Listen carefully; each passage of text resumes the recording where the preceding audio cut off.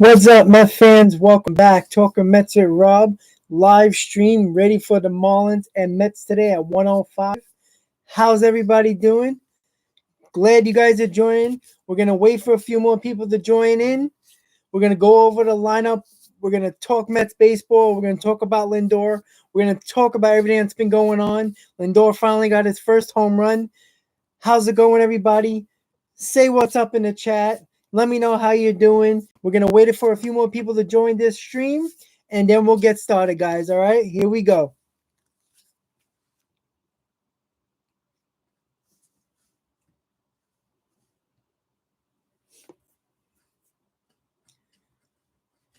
Just waiting for more people to come in, and then we're good to go.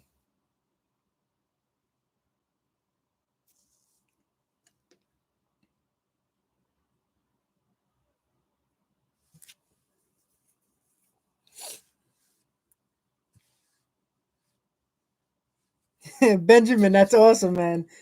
Well, you know what? Keep that that AirPod in your ear. Nobody can see it. That's perfect. I mean, it's not like nobody cares in the school anyway, right? That's what you talked about the last time, Benjamin. Salvador, how you doing, buddy? Thank you for joining in. Hit on that like button, everybody, if you can. Thank you so much. I really appreciate it. Let's get this stream out to more people. The more people, the more fun. You know how it is. As I always tell you, the more people join in, the more we're gonna have fun today. I'm gonna post on my channel. If you go on my channel page, YouTube channel page, hit on that fantasy baseball link. If you want to join, I got a couple of spots left. If you really want to join. PK, how you doing, buddy? Benjamin, yes, I know. I saw you joined up. Let's go Mets for sure, guys. Yeah, Benjamin, me too. I'm hyped for it. You know what? It was pretty cool. I wasn't gonna do it, but people kept on asking, and Fernando was really banging it into my head a little bit to say, let's go. So there we go. Here we are. Nothing bad about that. So we're gonna have it fun. We're gonna have some fun on Saturday afternoon. The draft is at 5 p.m. If you guys don't remember, it is at 5 p.m. on Saturday. We will be doing a live stream as much as possible. As long as everything goes well, I should be able to do a live stream during the draft, which will always be fun. Yep, fantasy is always fun. The trash talking is gonna get real, especially if you wanted the player and somebody else took him. It's the way it goes, right? So we're just gonna wait for a few more people to come in. So if you guys don't know, Joey Lucchesi is starting today. So it's a nice look at Joey pitching a few more innings to see how he does against the Marlins. So as you know, Joey Lucchesi was a possibility for the starting rotation at the time, but so far so good with Carlos Carrasco.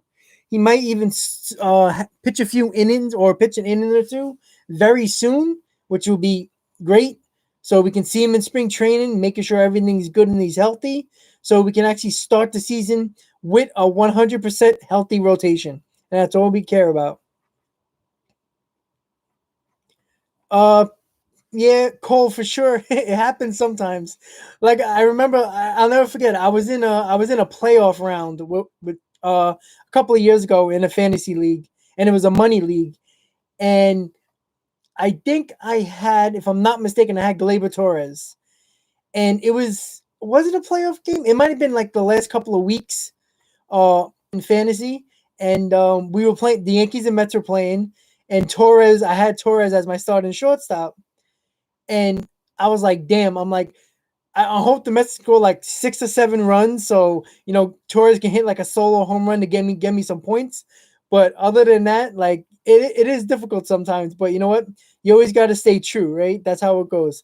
You want your team to win all the time, but you want them individual successes every now and then. So it happens, but you know what? That's what fantasy does for everybody. Football, basketball, it doesn't matter. You start going crazy because of it.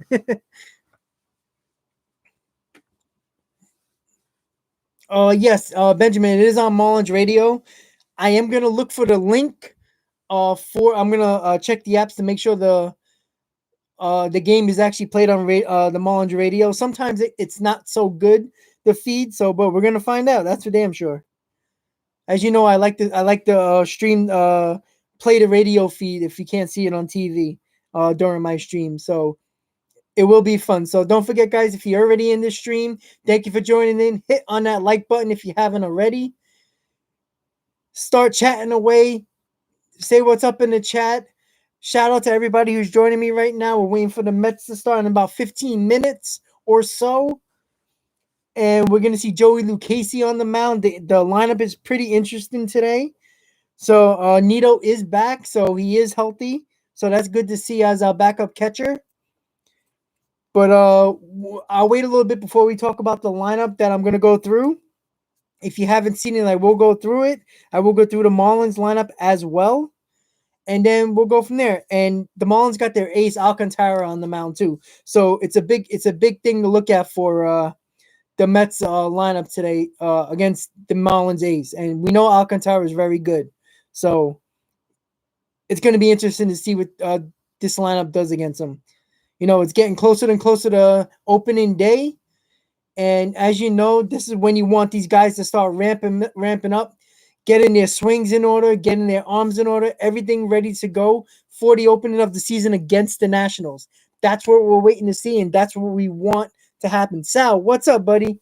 Good afternoon. And again, guys, sorry about yesterday. I went by my dad's house and I didn't check the Wi-Fi when it came to streaming, and I got cut off really quickly, as you guys know.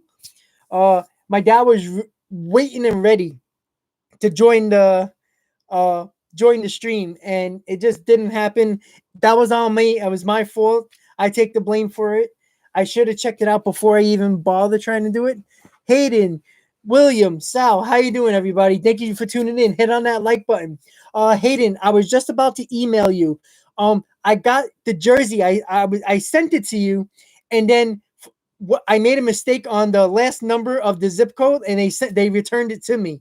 So I have it again. So Hayden, don't worry, I'm resending it. I got the right zip code this time. I didn't put the wrong number. It looked like a 5. It looked like one number, but it was supposed to be another number. So they just decided to send it back to me because they weren't sure. So as long as they sent it back to me and didn't just send it to some random place and somebody would have had a Met jersey for free, but don't worry, I'm sending it out tomorrow. I just got it today, this morning. I'm a liar. As soon as I got home from work about an hour and a half ago, I was like, what the hell is this? And I saw the same box, and it was a return address. I was like, damn it. So don't worry, I'm gonna bring it out. I'm gonna do it right after work tomorrow. Send it right to you. I'm gonna triple check the address, so don't worry. So sorry again, Hayden. William, Sal, Jay Cruz, what's up? Rex, how you doing, guys? What's up? So sorry about yesterday, about the streaming. I was hoping to get my dad on the stream, but unfortunately, I did not look at the Wi-Fi and, making sure the stream was actually strong enough with the Wi-Fi and everything. So didn't work out, but hey, things happen. But I definitely am sometime in the middle of April going to get my dad to come to me, as long as the work schedules work out and everything like that. He'll be on the stream one of those days in April, and it'll be during the season. So that'll be a lot of fun. William, I do got yours. I am going to send you a Mets shirt and a Mets keychain. So I got your address. I got your email. Everything's good, William. I will be sending it to that address that you sent me in the email. So I got you a Mets t-shirt, and I got you a keychain. It was one of the keychains that I never really used for my keys, but it's brand new. So I'm going to make sure that gets to you as soon as possible, William. So don't worry, I got you. So once again, guys, what's up? We're waiting for the Mets to start in about 10 minutes or so. As always, I'm going to do my best to stream the game while we are while we're listening to the game. Hopefully I can get the feed through the Marlins radio. And then, you know what? We'll have some fun today. Be here for a couple of hours. So, Hayden, StreamYard, is that like a perfect, I'm going to check right now, actually, to see exactly what that is. So maybe that would work out. StreamYard. Let's see.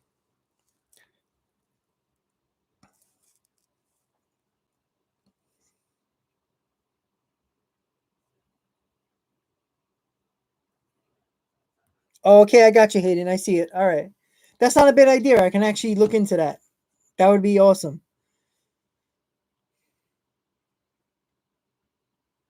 Sal, no more foul pole Chick-fil-A sign at City Field. Yeah, see that annoyed me. See, I used to like sitting in the whatever you want to call it, the Pepsi ports or Coca-Cola corner, whatever. I still call it the Pepsi ports because that's where the way it started. I used to like sitting there. That was one of my favorite seats. When Matt Harvey pitched his first game at City Field when he came up, I was there with my friend and I was right next to the foul pole in right field. And to have that like place, like it's just annoying. And hopefully Steve Cohen takes that down. I know we got questions about that on Twitter for sure. Yes, Hayden, I agree. Great defense. And the defense did look good. So, and we saw Lindor with his first home run, which is nice to see. You know, we were getting worried. He only had like 4 hits out of like the first 35 at bats. So that's something that we just don't want to see with him. So as we know, with the whole Lindor thing, they are speaking, they are talking about a contract. I will be doing a video that's going to be posted tomorrow about Francisco Lindor and any update about the contract. Uh, if it's like a do or die situation, it's basically make or break, now or never type of situation with Francisco Lindor. They have to sign him.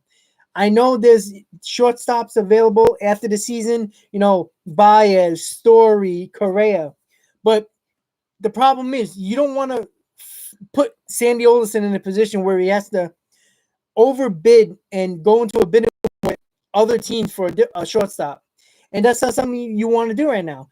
You have Francisco Lindor in your house with your jersey on. You have to get him. You have to sign him. You can't let him go. You cannot give up every major league shortstop on your roster to trade for him and get him and acquire him and not sign this guy. It just does not make sense. If that was the case, you might as well have kept Rosario and Jimenez, gone with these guys, and then wait until free agency and then get your shortstop. It just didn't make sense. You could have used Rosario and Jimenez for another trade that we could have used that was in need. So it's like I do feel confident that the Mets will sign Lindor. I think they're gonna get it done. But what scares me the most is about Sandy Alderson. He even said it when we first got Lindor. They would be okay if this was only a 1 year thing with Lindor, but it makes no sense because if somehow, some way, the Mets don't sign Lindor, and in some crazy way, all the shortstops go elsewhere, and the Mets don't get any of them, who's your shortstop? Now you could say, oh, you know what? We got Ronnie Mauricio. Fine. But he still might be a year away. So you got Guillorme. That's about it. Do you want Jonathan Villar? I don't. So it's like you got the superstar in your building. Can we for once have a superstar on this team and pay him and stop at the bull already? It's so annoying. It's like, it's frustrating because like this shouldn't be difficult. Now I know numbers are going to go back and forth. I'm not expecting them to do it in one day, but I really just want just to get it done. Could we have nothing to worry about going into the season except winning games? I don't want to worry about Conforto and Lindor and Syndergaard. I know Conforto might drag itself out through the season, but I'm actually more confident that the Mets will extend Conforto than they are Lindor. I don't know why is that, but I just feel that way. But tell me what you guys think. Do you think Conforto or Lindor will sign an extension first? Because obviously if Lindor doesn't sign during spring, he's not negotiating anymore. So that's kind of like a quick deal if you're going to find out in 2 weeks. The Mets don't make an extension with him, then we have to wait and see. We just pray for the best. Thank you guys for tuning in. We got 10 consistent viewers, guys. Thank you for tuning in. Hit on that like button if you haven't already. We're waiting for the Met game to start in about a couple of minutes. We're going to see Joey Lucchesi, Joey left arm on the mound against the Marlins. The Marlins are putting their ace on the mound in Alcantara. And I'm going to go over the Mets lineup right now, guys. So batting first, Jeff McNeil, DH. Batting second, Francisco Lindor, shortstop. Michael Conforto batting third, playing right. Pete Alonso playing first, batting fourth. Jonathan Villar playing third, batting fifth. Luis Guillorme playing second, batting sixth. Albert Amora Jr. playing center field, batting seventh. I'm sorry. Yep. Yes, sorry, batting seventh. Tomas Nido catching. So Tomas Nido is healthy. Great to see. And Malik Smith playing left field, batting ninth. So we saw Malik Smith's speed yesterday also. So that's another thing that would be very interesting if Malik Smith makes this team. But you know what? It's another depth piece that the one thing I liked about what Sandy Olson did was the depth piece that he brought when it came to even the bullpen. Even though, you know, some of these guys might not make the team, but he's given a lot of guys opportunities, veteran guys opportunities to make this club in the bullpen or on the bench. And that's what I like to see. Obviously, Almora Jr. might actually end up in the minors because he has an option. And Pilar is going to make this team on the bench, which I'd rather have Pilar anyway. Pilar's got the speed. I think he's better defensively than Almora.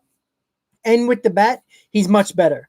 So it's always good. You know, Pilar can spot start in the outfield anywhere. You know, obviously he'll probably come in late in game for Nimmo in center field. And they were talking about it on the broadcast yesterday about the outfield. And we saw it with Dominic Smith yesterday in left field. The fly ball that went over the fence, that if he would have tracked the ball better, and he should have easily caught that ball just jumping a little bit over the fence. It hit the top of the wall. And this is the problem that we're going to see. And this is what we're going to have to deal with Dominic Smith. Dominic Smith can practice all you want, but he is not fit to play left field or play any outfield position. So that's the problem. Good question, Hayden. I thought Dom Smith was playing, but they switched it up. I'm not sure why. I was trying to look at that.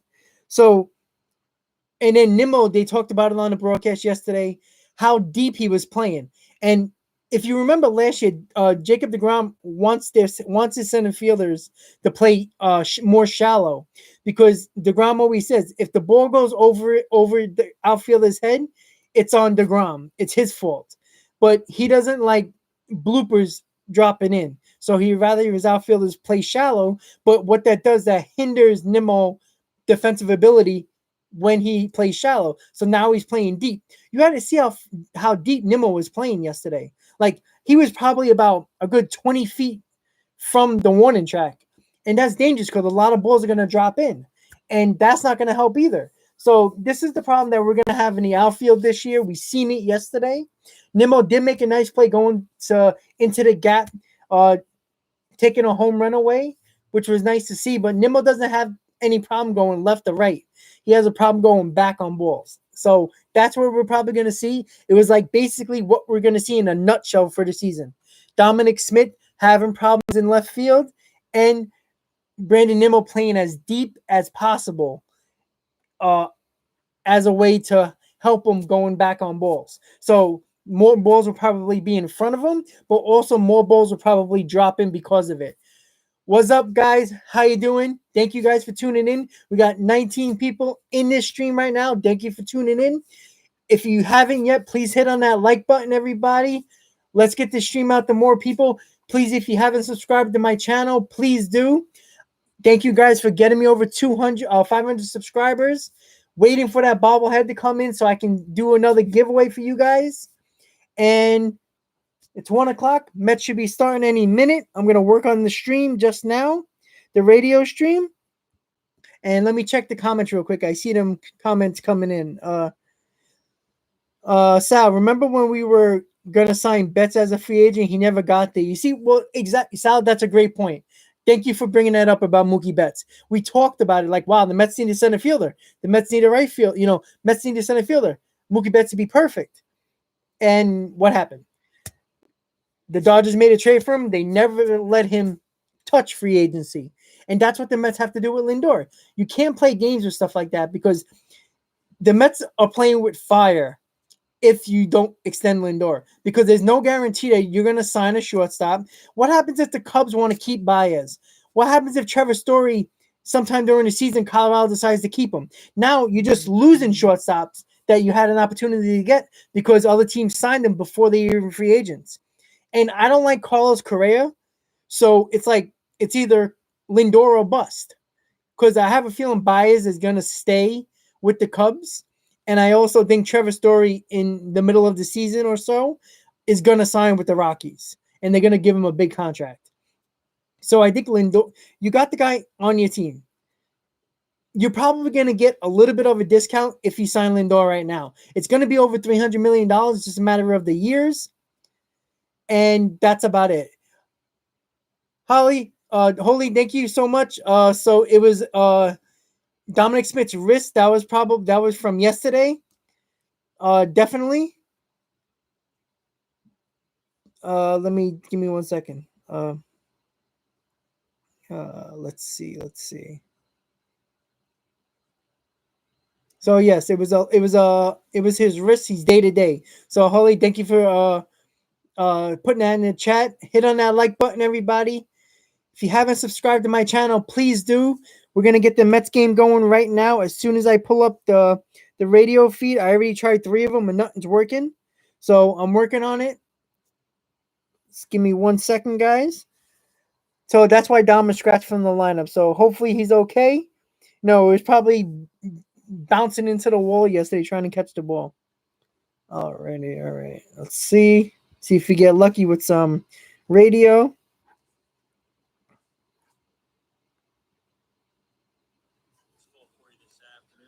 All right, guys, I got it. Here we go. Grapefruit League meetings in 2021 between these two Jonathan, thank you. Division rivals. To all the Irish people out there, I'm one of them. New York Mets. Let's take a look at today's Happy St. Patty's Day, everybody. Have a beer on me. So far this spring, Mets are 7 up. So let me know if you guys can hear the stream and hear me in the chat, so I know everybody can hear it, and that's the idea. Stream the game, talk Mets baseball. Let's have some fun. For New York this afternoon, Jeff McNeil DHs and bats first for the Mets. The new shortstop Francisco Lindor hitting second, and coming off the huge year in 2020, right fielder Michael Conforto bats third for the Mets. Then Alonso, Villar, and Guillorme. Pete Alonso hits cleanup, plays at first base today. He's having a terrific spring for New York. Jonathan Villar, one-time Marlins. Hayden, thank you. First half of last season at third base, hitting fifth for the Mets today. And Luis Guillorme, he of the 22-pitch at bat you might have heard something about over the weekend, is at second base, hitting sixth for the Mets. At the bottom thank you, Sal. Thank you. Almora, Nito, and Smith. Albert Almora. No, Jonathan, Mall's radio is not that bad. They actually have some good guys there. Good announcers for sure. They're pretty good. They get hyped sometimes when the Marlins score runs, though. They're a little crazy. But you know what? I like the passion, though. That's the important part. For the Mets here this afternoon, it'll be Malik Smith. Smith, a late addition to the lineup with Dominic Smith scratched earlier this morning. So again, top to bottom for the Mets: McNeil, Lindor, and Conforto. Alonso. So Dominic Smith was supposed to play in today's game, but he had a little bit of a wrist issue. So he's day to day, and he's not in the lineup. Malik Smith is taking his spot. So hopefully he's okay. Like I said, take it easy with Dom. He hit a bomb yesterday for a 3-run homer. Dom looks good. We know Dom's going to hit. He's probably going to hit 20 to 25 home runs, if not more. But obviously his defense was an issue yesterday. You seen how he tracked that ball yesterday. That ball should have been, well, I wouldn't say it was going to be an easy catch, but it was definitely a catch that he could have made. If he would have got to the wall quicker and felt the wall and had an idea where the wall was, he could have easily hopped up and caught that ball. So again, it's with Dominic Smith and his defense. It's going to be a big key to this Mets season, along with the bullpen. It's also Dom Smith, and it's also Brandon Nimmo. I was saying earlier, a couple of minutes ago, that Nimmo is playing very deep, and that's what he's going to be doing this year, which means a lot of balls are going to drop in front of him. And hopefully Nimmo can be better on coming in on balls and going back on balls, because the defense in the outfield is going to be a very big issue for this team. That's right. Last time out, 5 so we're going to listen in a little bit right before this game starts. So hit that like button, everybody. Thank you for tuning in. I am streaming the radio broadcast of the Marlins of the game today. Joey Lucchesi is on the mound for the Mets, and Alcantara is on the mound for the Marlins. So this is one of the best pitchers in the game. the ace of the Marlins. So it's going to be very interesting to see how the Mets hit him. They did face him earlier in the spring training. So let's see how he is. Let's see how this lineup does against Alcantara. As we know, the Mets have a hard time at Alcantara over the last couple of years. So it would be nice to see this lineup get some runs off of him. He will be pitching probably 4 or 5 innings because it is his third start. So there's a lot more going on. What's up, everybody? Thank you for tuning in. 24 consistent viewers. What's up, guys? If you're just joining in, hit on that like button. Let's get this stream out to more people. More people, the more fun. The more people that can listen to this game, and we'll discuss the Mets and what's going on. I'm going to look at the chat really quick. Thank you guys for tuning in. Blue jersey. This guy is way better than Randazzo. You know what? I like Wayne Randazzo. I didn't meet him in spring training a couple of years ago. He's a nice guy. I think he's pretty good. He's got a very weird voice, but he's all right. I'm not sure who the woman is, but I think she's like a sideline reporter for the Marlins, Jonathan. To start the spring, the 0-1 to him, a swing and a miss, 0-2, and just like you asked, Kelly, jumping ahead. Yeah, Sal, I agree with that. I think we have a solid starting pitching rotation, but again, the back of the rotation is a scary, scary problem. So the game has started, guys. Let's listen in. William, what's up? To this point, or 0-2, he bounced one right into the shift in shallow right field. Brian Anderson on to first for the out. All right, so Jeff McNeil just grounded out. 3 strikes, 1 out for Alcantara. Game just started, guys. It's 1 out. Jeff McNeil just grounded in the infield, so he's out. So here we go. We're going to listen to the game a little bit. William, thank you for tuning in. The pitch before. It's fun to sit down from time Angie, to time with Trey Hillman. what's up, man? Thank you for tuning in. I hope you enjoy. I am streaming the game on the Marlins radio because that's the only access we have to this game. It's not on TV. Thank you for tuning in. Angie, hit on that like button, buddy. Thank you for tuning in. Hope everybody's going to enjoy today. We're going to be here for the next couple of hours talking Mets baseball. Hit on that like button, everybody. Hit that subscribe button if you haven't subscribed to my channel as of yet.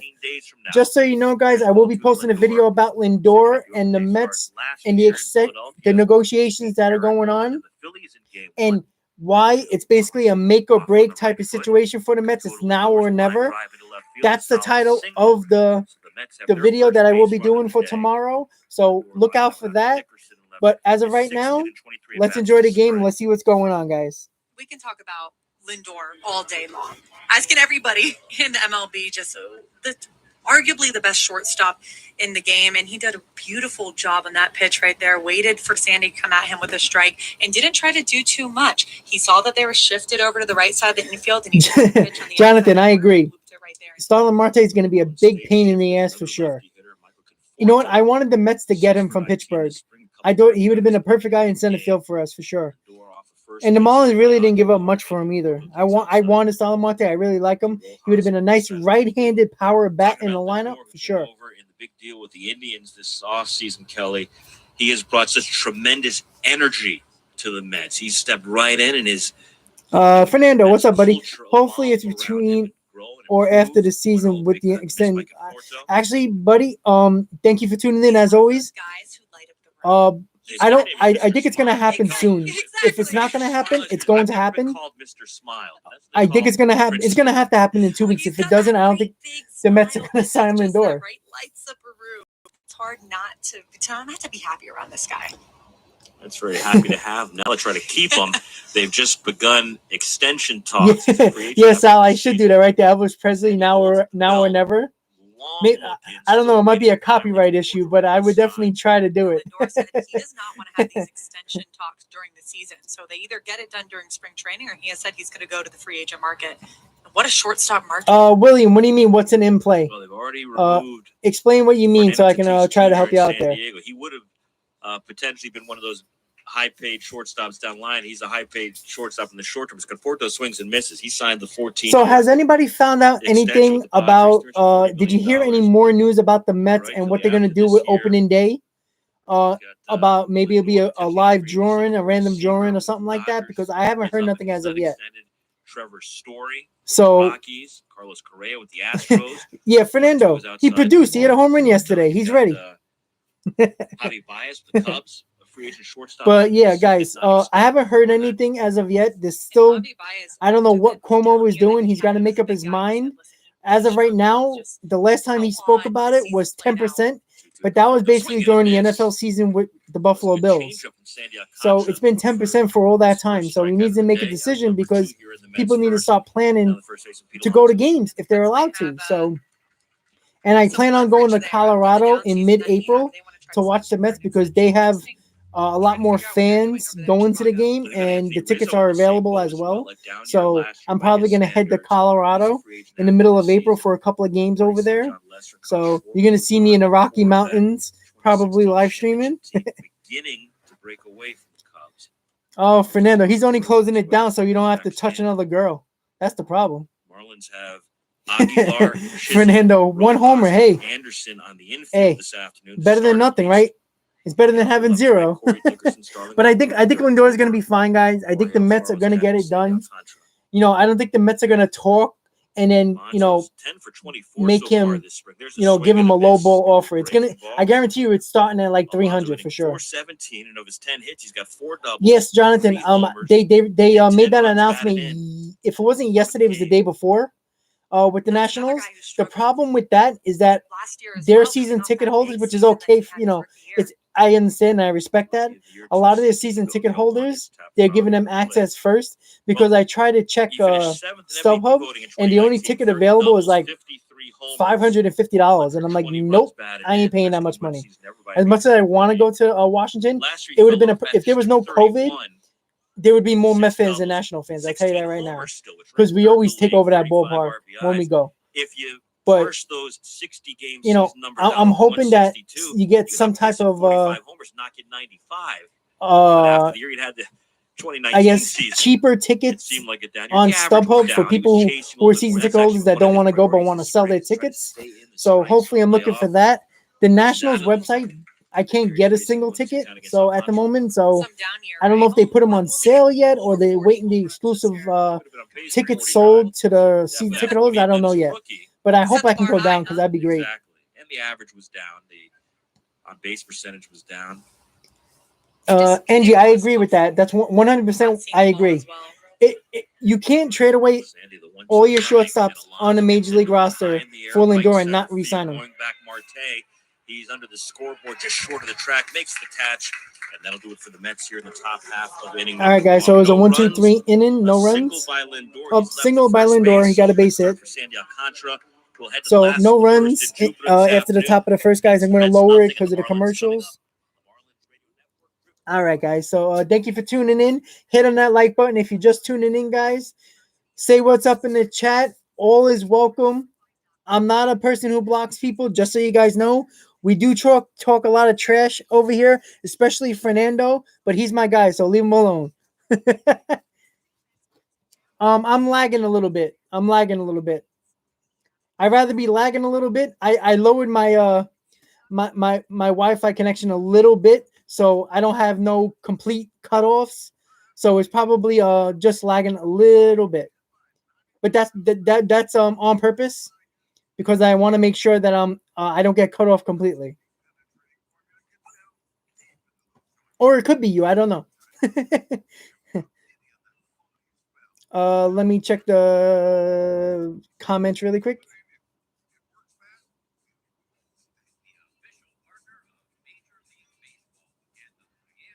Yeah, Sal, that's exactly what email I got also. That's what I don't understand. Like, I understand you get a time slot, and I saw that too.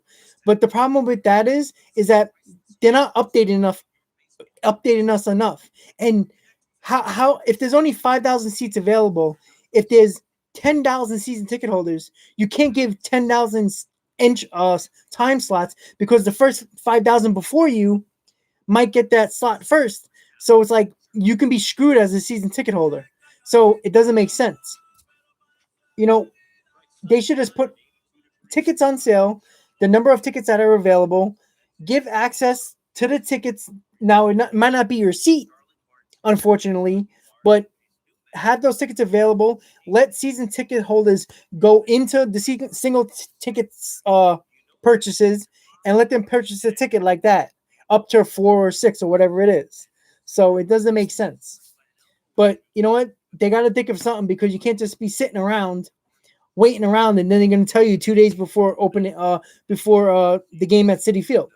Obviously we have a lot more time than the Yankees do because they do have an opening day on April 1st. We don't.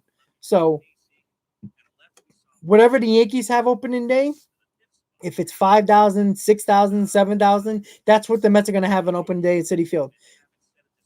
So hopefully we get some news. Hopefully the Mets find out more to help us out because, I even put a question on Twitter. I go, I even went directly to the Mets Twitter and I said, do you have any information on how many fans they're going to let into the ballpark? And I got nothing. I got other people commenting on like, hey, what's up? I think it's going to be 10%. I think it's going to be 20%. But nobody has an official answer. And it should have been done already. But you know what? Our governor is more concerned about his harassment allegations than anything else. So, he's not running the city the way he should. He needs to make a plan. Like, people spend a lot of money on tickets. We need to have ideas. People travel in from Connecticut and New Jersey and around the East Coast to go to Yankee games, go to Met games. They need to figure that out because people plan ahead.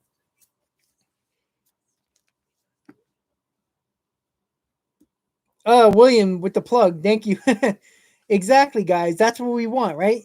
To get to 1,000 subs so I can live stream from the stadium, Citi Field, Citizens Bank, Marlins Park, Nationals Park, SunTrust in Atlanta, or anywhere I go. If I can somehow get 1,000 subs before I go to Colorado in the middle of April, I will live stream at the stadium in Colorado.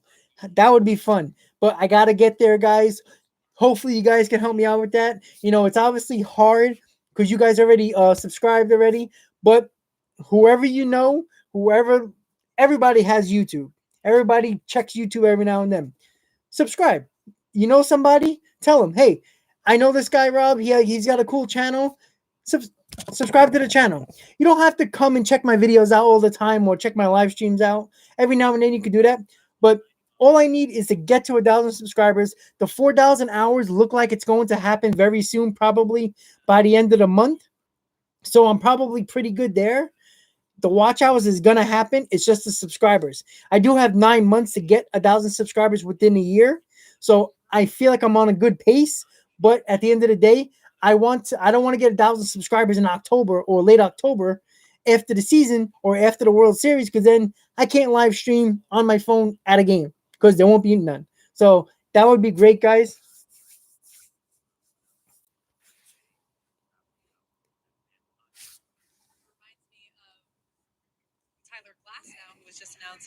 No, William. The pitchers are not batting. The DH is in the lineups for spring training games. Jonathan, I agree. I like Aguilar a lot, and I think he's going to break out for the Marlins. He's another one that kills the Mets. You start to tweak and you start to invent things. You see a lot of that this time of year. Yes, I agree. That's what I know, but it's like Cuomo needs to say something like, give the teams an idea, because the teams just can't put tickets on sale. They have to plan on how they're going to do it, how they're going to do the seating and everything like that, because obviously they're going to try to social distance as many as possible. So they have to make a plan. They have to make a seating chart and everything like that to make sure that they don't sell tickets to where you're cramped up around people. This is not Texas where 100% capacity. So that's why, Cuomo's got to say. Now, it's possible that Cuomo already told the teams what he's going to do. He just hasn't made it public yet. So the teams can plan with the seating charts and everything like that. But who knows? Put the team ahead. Game winner in his first game against Toronto on September 1st. So let me just put up the game, guys, so you guys can hear Welcome it. to Miami. Sorry about that. He was a huge part of this. I got into the chat a little bit. Season offensively, defensively. And so Marte is up right now against Joey Lucchesi. He got one out in the bottom of the first. Player in that clubhouse. Longtime Pirate, began last year with Arizona. Sal, that would be awesome. I take a beer, and then I have to buy you one. Joey Lucchesi in his big league career, all are part of the last 3 years. Fernando, you know what? That's a good statement and an obvious statement. Lindor has to produce for us to make the series. He can't be good. He has to be an all-star caliber player for this team, because we got Alonso, we got Conforto. Joey Lucchesi just struck out Marte. That looked Joey Lucchesi, very nice. Gibson, but it was a similar pitch. And they're 2 quick outs. That's that interesting lefty. 2 outs now, guys. Yeah, so Lindor has to produce for us to go anywhere, us to make the playoffs or win the division. It's just that simple. Lindor is the superstar on this team. 30 starts for the Padres. We got all-stars on this team, but we need we have a superstar. He needs to produce like one. We can't have another. Wow, we got Roberto Alomar situation, a future Hall of Famer, and he's a complete dud. We can't have that. We can't have that again. I know he's wearing the same number as Roberto Alomar. That was the time when Roberto Alomar came, Jeremy Renitz, Mo Vaughn, all that debacle that we had, and I really thought that on his life when he came to the Mets. Was sent down when the rosters. So Sal makes it official. Spoiler alert, the Mets are winning the World Series championship this year. Well, to your lips, to God's ears. That's all I can say about that, guys, because if that happens, you might see me cry on YouTube. And it'll be on the internet for all eternity. Like, look at this stupid little white guy crying because a baseball team won.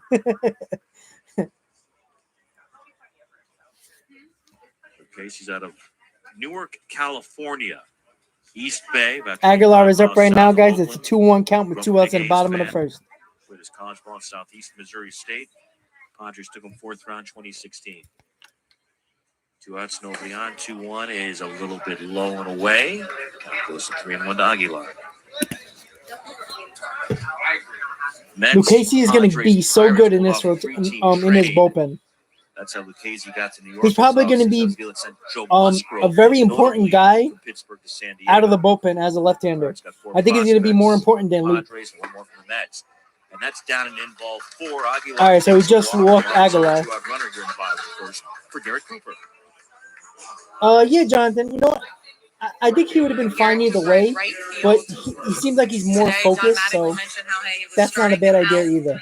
It's good for him. If he felt like it was going to bother him, then he should not have the social media pages going.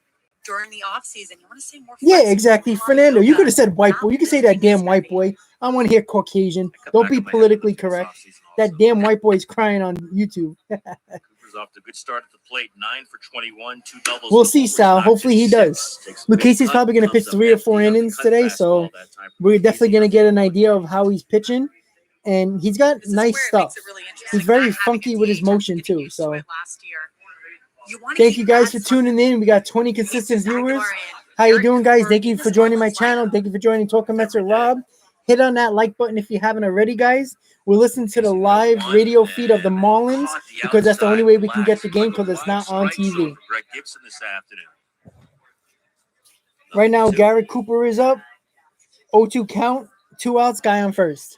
So the hope is that with Adam Duvall in right field, Jesus Aguilar at first base, and Garrett Cooper at both spots, each can get about 500 at-bats this year. That's what Don Manley has laid out. 0-2 to Cooper. Is hit on the line right at Lindor. He pulls it out of the air for out number 3. Yeah, Fernando, look at that. Lindor to scoop that ball right in his glove. Marlins can't cash in a 2-out 3 pass. We're through 1 inning this afternoon. I don't know if you guys heard that, but that bat was loud. I thought he hit it out of a ballpark the way it sounded. All right, so commercial, guys. What's up, guys? Thank you for tuning in. Hit on that like button, guys, if you haven't already. Hit on that subscribe button, everybody. The next goal is 750. 750 means another giveaway, which means you guys can win. So let's get to 750. A few days ago, during the live stream, I got over 500. I'm up to 515 right now. Let's make that goal to 750 now. Thank you guys for your support. You know I enjoy your support. Every day, I appreciate it. I know you guys, go into my videos, watch it as long as possible. The watch hours, are crazy. How I'm already over 3,000. So, and that's only in not even 3 months as of yet. So it's all because of you guys watching my videos and not just spending 20 seconds on it. You're watching the majority of the videos, and I really appreciate it.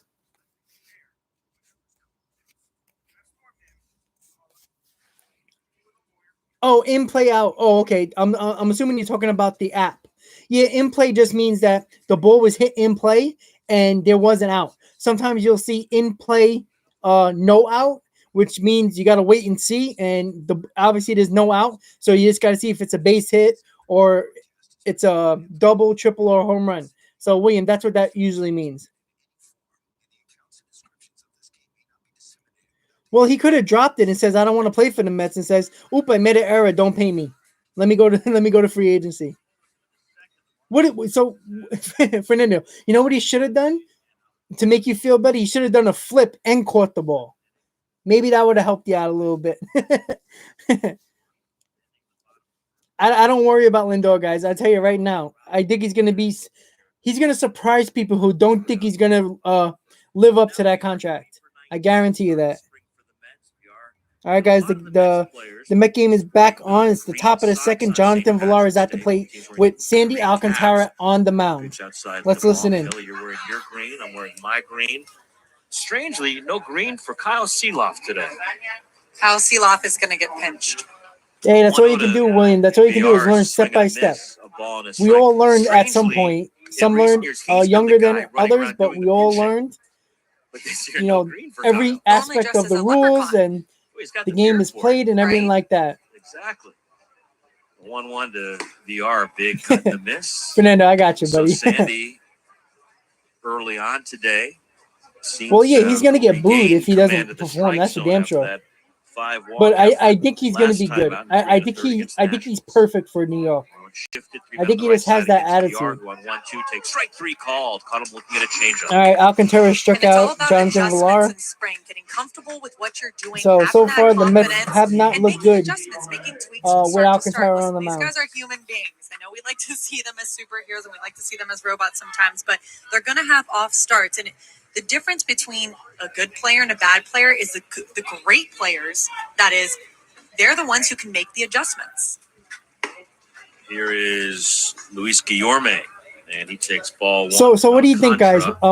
Whoever wins the fantasy league gets a reward, not money, but maybe a cool T-shirt or something like that. What do you think?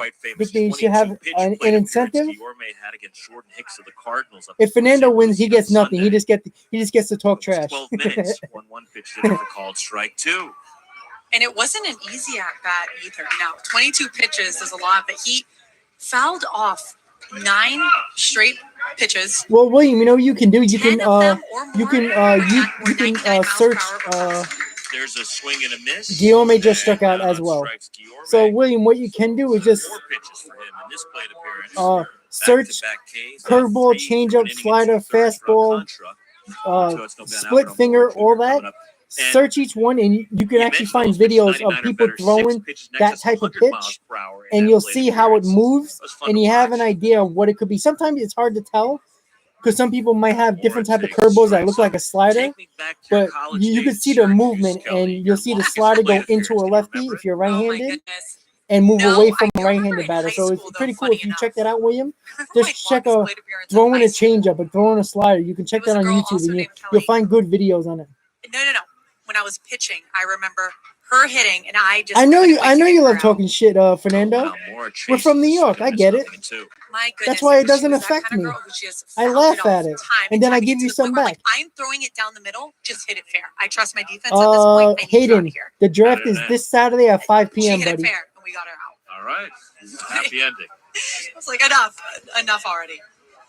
So Almora Jr. is up at the plate right now. It's 2 outs in the top of the second. Luis Guillorme and Jonathan Villar did strike out in this top of the second. Mets second, a scoreless game in Jupiter today.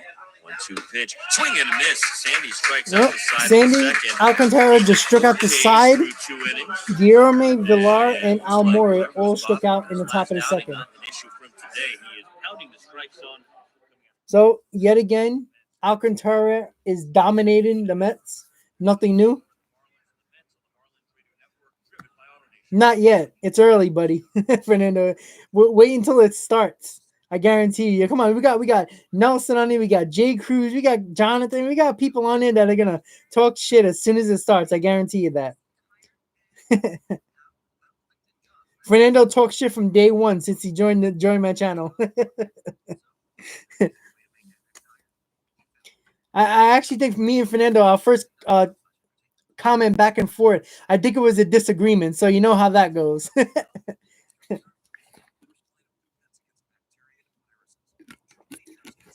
I don't think their pen's that good either, Jonathan. I don't believe that at all. I don't think it's that good either.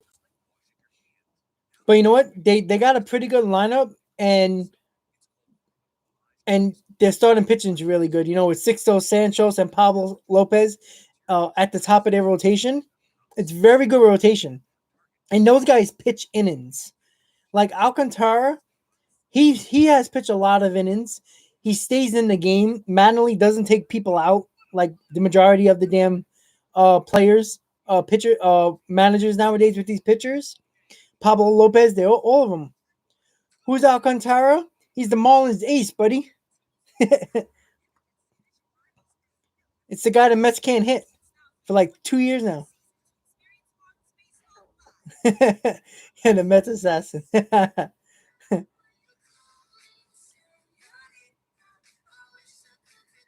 Sal, my favorite City Field food. I'm very common.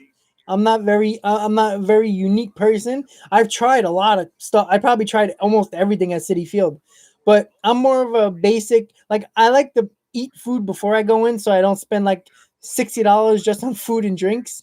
But I will buy a lot of drinks, maybe a couple of beers, maybe some soda every now and then. So usually, most of the time I drink soda is when I'm at a game.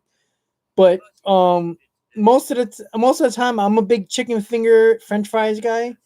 I actually like it at City Field.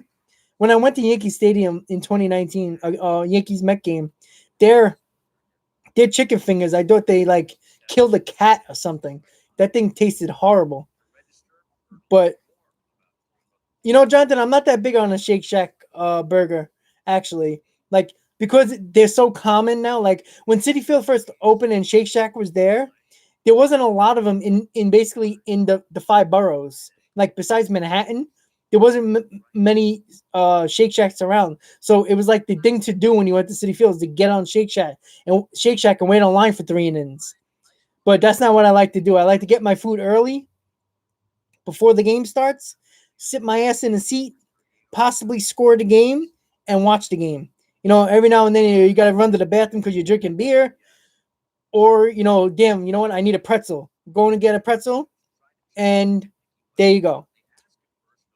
Oh, Hayden, okay, that's a good thing to know. I've been to Marlins Park when it first opened up, so I know they changed it a lot with a little bit of concessions. It was pretty good, but I'm hoping to come down there in May. I absolutely agree. But we'll see. As they continue to add bats To go to the Marlins Mets game. Helmet nachos are good with the jalapenos.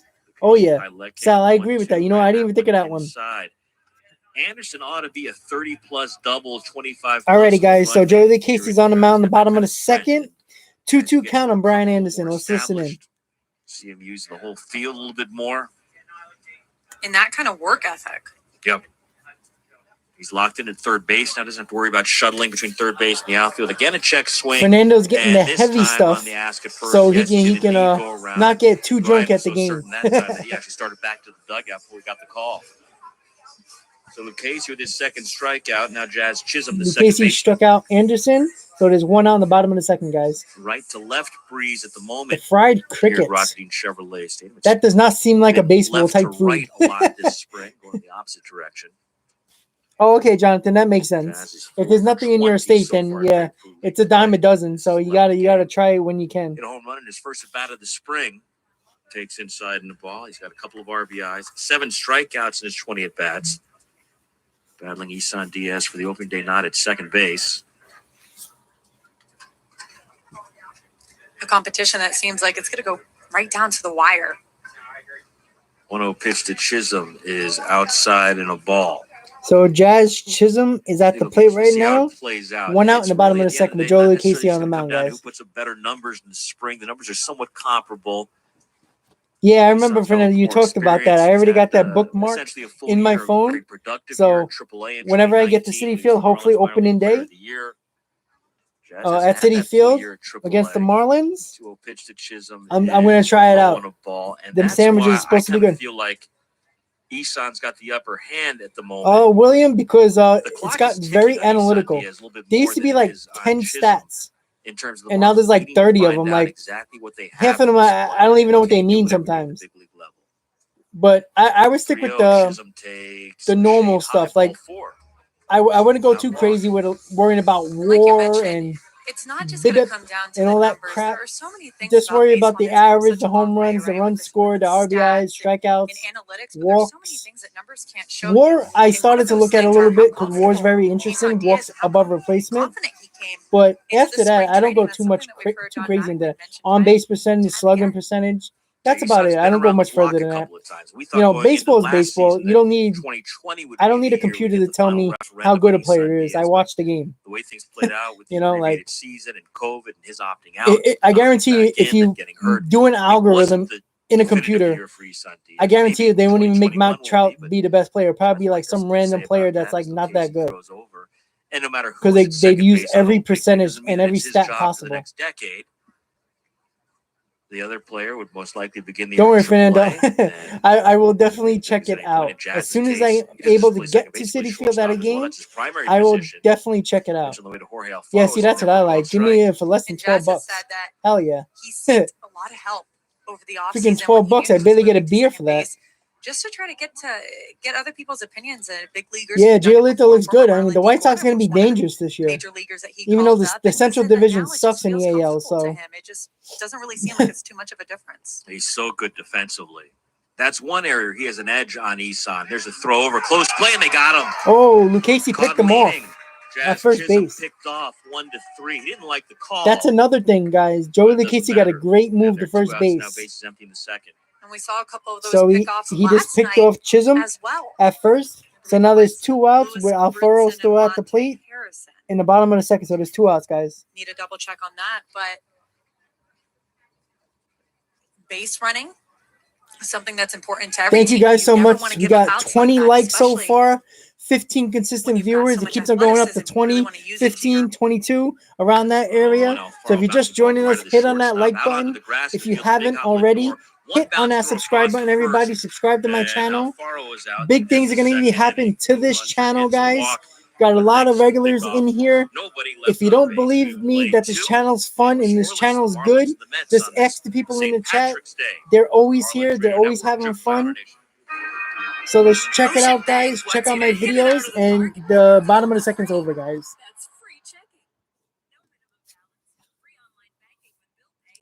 Sal, I agree. The White Sox got a scary, good team. And I think they were a year ahead because they looked good last year. Nobody expected them to be that good, but they're going to be very dangerous this year, for sure.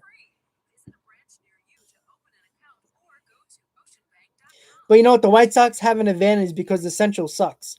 They got the Twins in there, but other than that, everybody else sucks. The Royals suck. The Indians suck. The Tigers suck. So that's the whole thing about the American League. There's like 4 good teams in the American League. Just like the AL East. Tampa Bay basically got rid of everybody.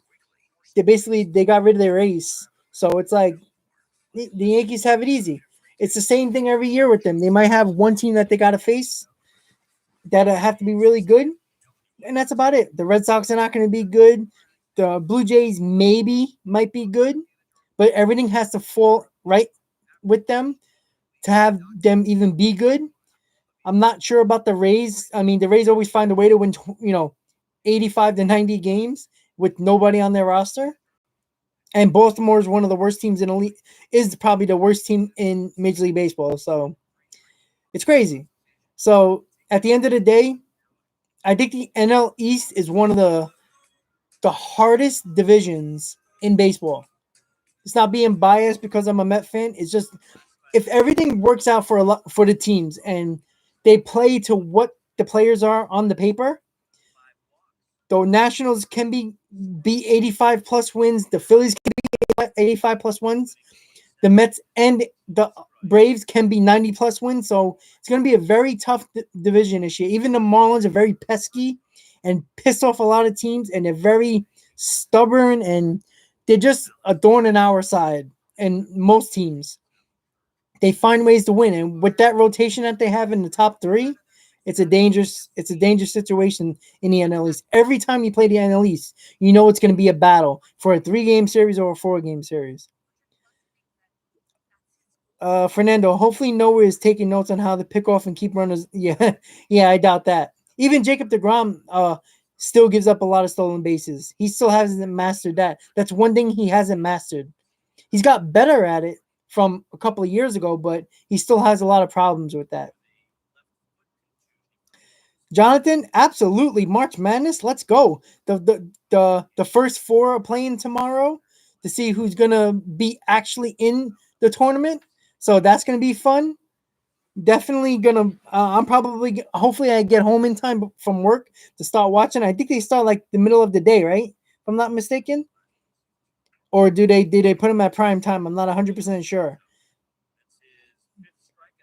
But yeah, I'm definitely watch March Madness. Hell yeah. I do my brackets every year. I have a bracket with my job. Everybody puts $10 in. There's like 50 of us, and then whoever has the most points. It's a 2-point system. Every time one of your teams make it to the next round, you get 2 points, and whoever has the most points wins the pool, the money pool. So last year, some coworker of mine, I don't really know him, but he works like earlier in the day. He won, and he won like I think we had about 80 people last time, so he won a decent amount of money. And if there's a tie between points, they split the money. So that's always fun. So yeah, I do a couple of brackets. I do a bracket with my job. I do a bracket with my dad. I do a bracket on Yahoo, ESPN. You know, the ones that you can. It's for free, but you can win money, stuff like that. Style, yeah, the Indians, they still got really good pitching. Like I said, Rosario and Jimenez are going to be very good for the Indians. But did you see the disaster that Rosario had in center field yesterday for the Indians? That wasn't pretty good. But yeah, they're trying him out in spring training. The Mets always talked about it but never did it. So at least the Indians are actually saying, okay, we're going to try you out in center field because they know Jimenez is going to be better than Rosario defensively and probably offensively. So it just makes sense that Rosario, probably has to try to play center field. You know what? The Indians said, listen, you're going to play center field. You got to go out there. You got to try it. You can't just tell them, do like the Mets and say, oh, we're going to try it. And they never do. So. Oh, Hayden, I'm a forklift driver at Costco overnight. Sal, I don't think the Indians are going to trade him. They got a couple more years left of control. And I think that's exactly what they want. They want young, controllable pieces that are cheap. I don't think they're going to trade him. Nelson, what's up? Thanks for tuning in, buddy. We were all waiting for you. Well, drive carefully, Nelson. No drinking, no driving. No beer. I know you like to get those beers out. What's up, everybody? The crew is all here, which is always good, which is always fun.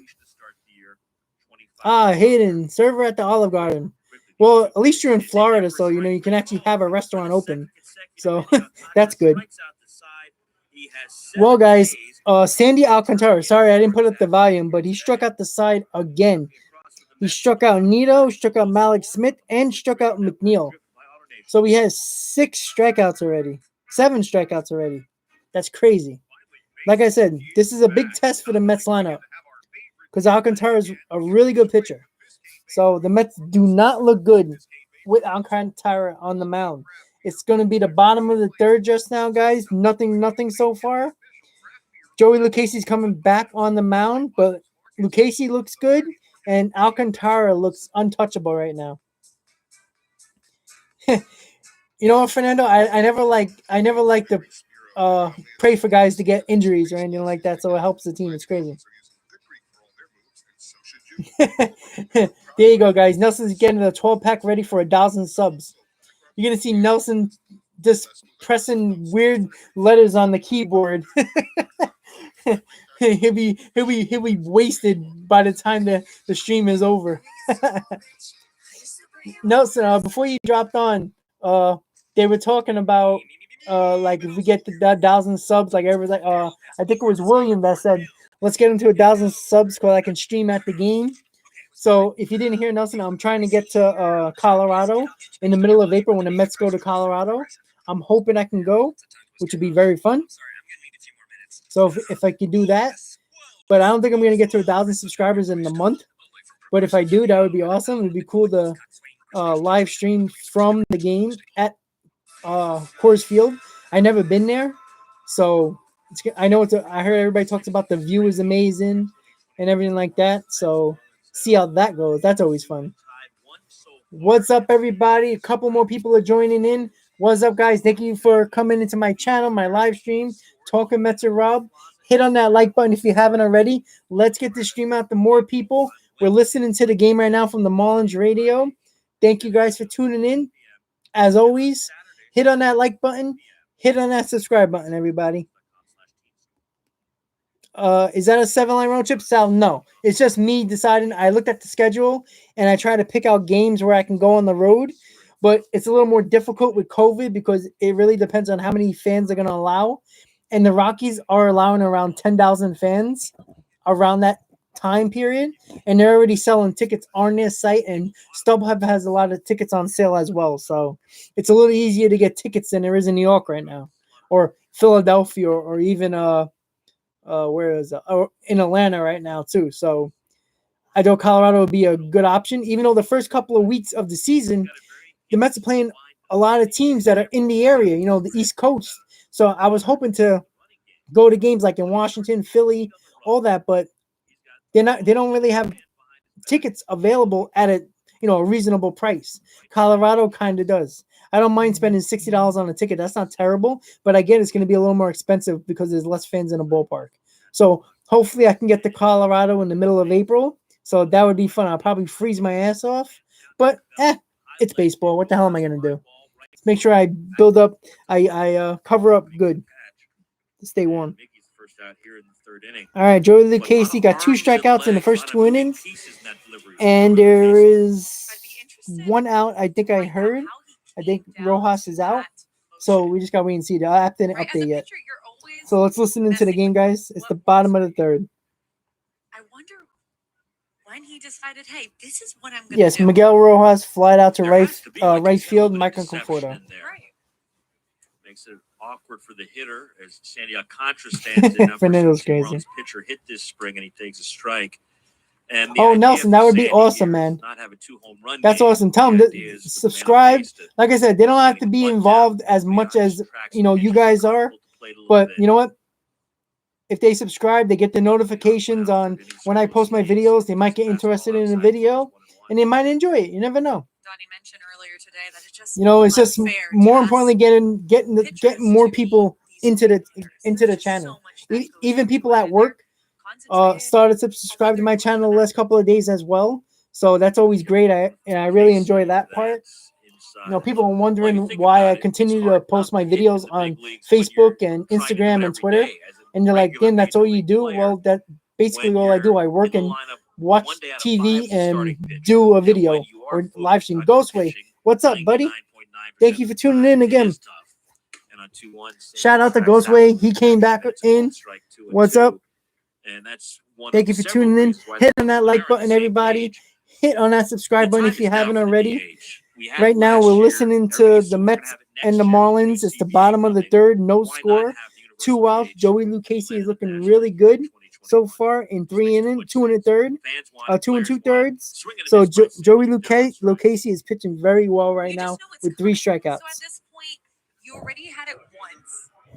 You know it's coming in the future, so it just seems silly at this point to have pitchers hit. And when it's going to get extremely bad backlash is if, and knock on wood, because nobody wants this, a pitcher, especially a high-profile one. Oh, Sal, that's awesome. And you see it every now and then.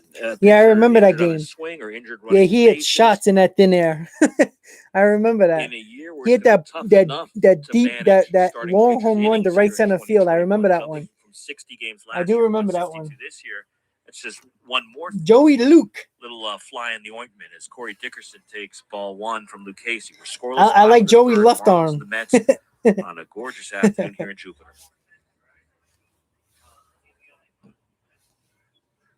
So I'm talking to you guys. I'm live streaming. I got the game on the radio. I got the app on, trying to get the updates, and I'm watching South Park. So it's not too bad of a day so far. First inning here, he takes inside and ball 2. You know, Jonathan, they're still talking about it. Cole is not better than DeGrom. By the way, DeGrom had many better years than Cole. And Cole, for how many? What he had 3 good years so far. When he got to the Astros, that's when he figured out how to pitch. And let's be honest, who's he really facing right now? Did you see the teams he's facing in Tampa, in the western part of Florida? There's no good teams in the western part of Florida. So it's like it's crazy. Won a Gold Glove award. Yo, friend. This guy's got 300 big leagues. So yeah, DeGrom is the best pitcher in baseball. There's no contest. There's no debate with Cole. 28 or more doubles. Fernando, it was fun actually. So what happened is that I never checked the streaming connection with the Wi-Fi before I went on. I got to my dad's kind of late after work, so I set up everything really quickly, and I just never tested it, and I just went on, and it just kept on cutting me off, putting me back on. I tried to reset it. It was just freaking annoying. So, so I definitely was gonna try to do it from the cave, from my dad's cave. Down the left field line, bending foul, and out of play at home run. And my dad was like really excited to join in. But unfortunately, it didn't happen. But it will happen sometime in mid-April. He's gonna come over by me, and then we're gonna have some fun with that for sure. What's up, guys? We got 22 consistent viewers. Hit on that like button. Hit on that subscribe button, everybody.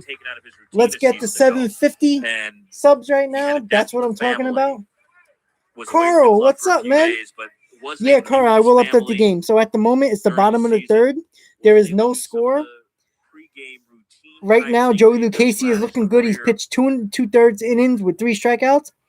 Alcantara looks really solid right now. The Mets can't touch him. He has 7 strikeouts so far. He struck out the side in the second and the third. So right now, there's no score, Carl. Bottom of the third, there's 2 outs, and Joey Lucchesi is on the mound, and he's looking really good.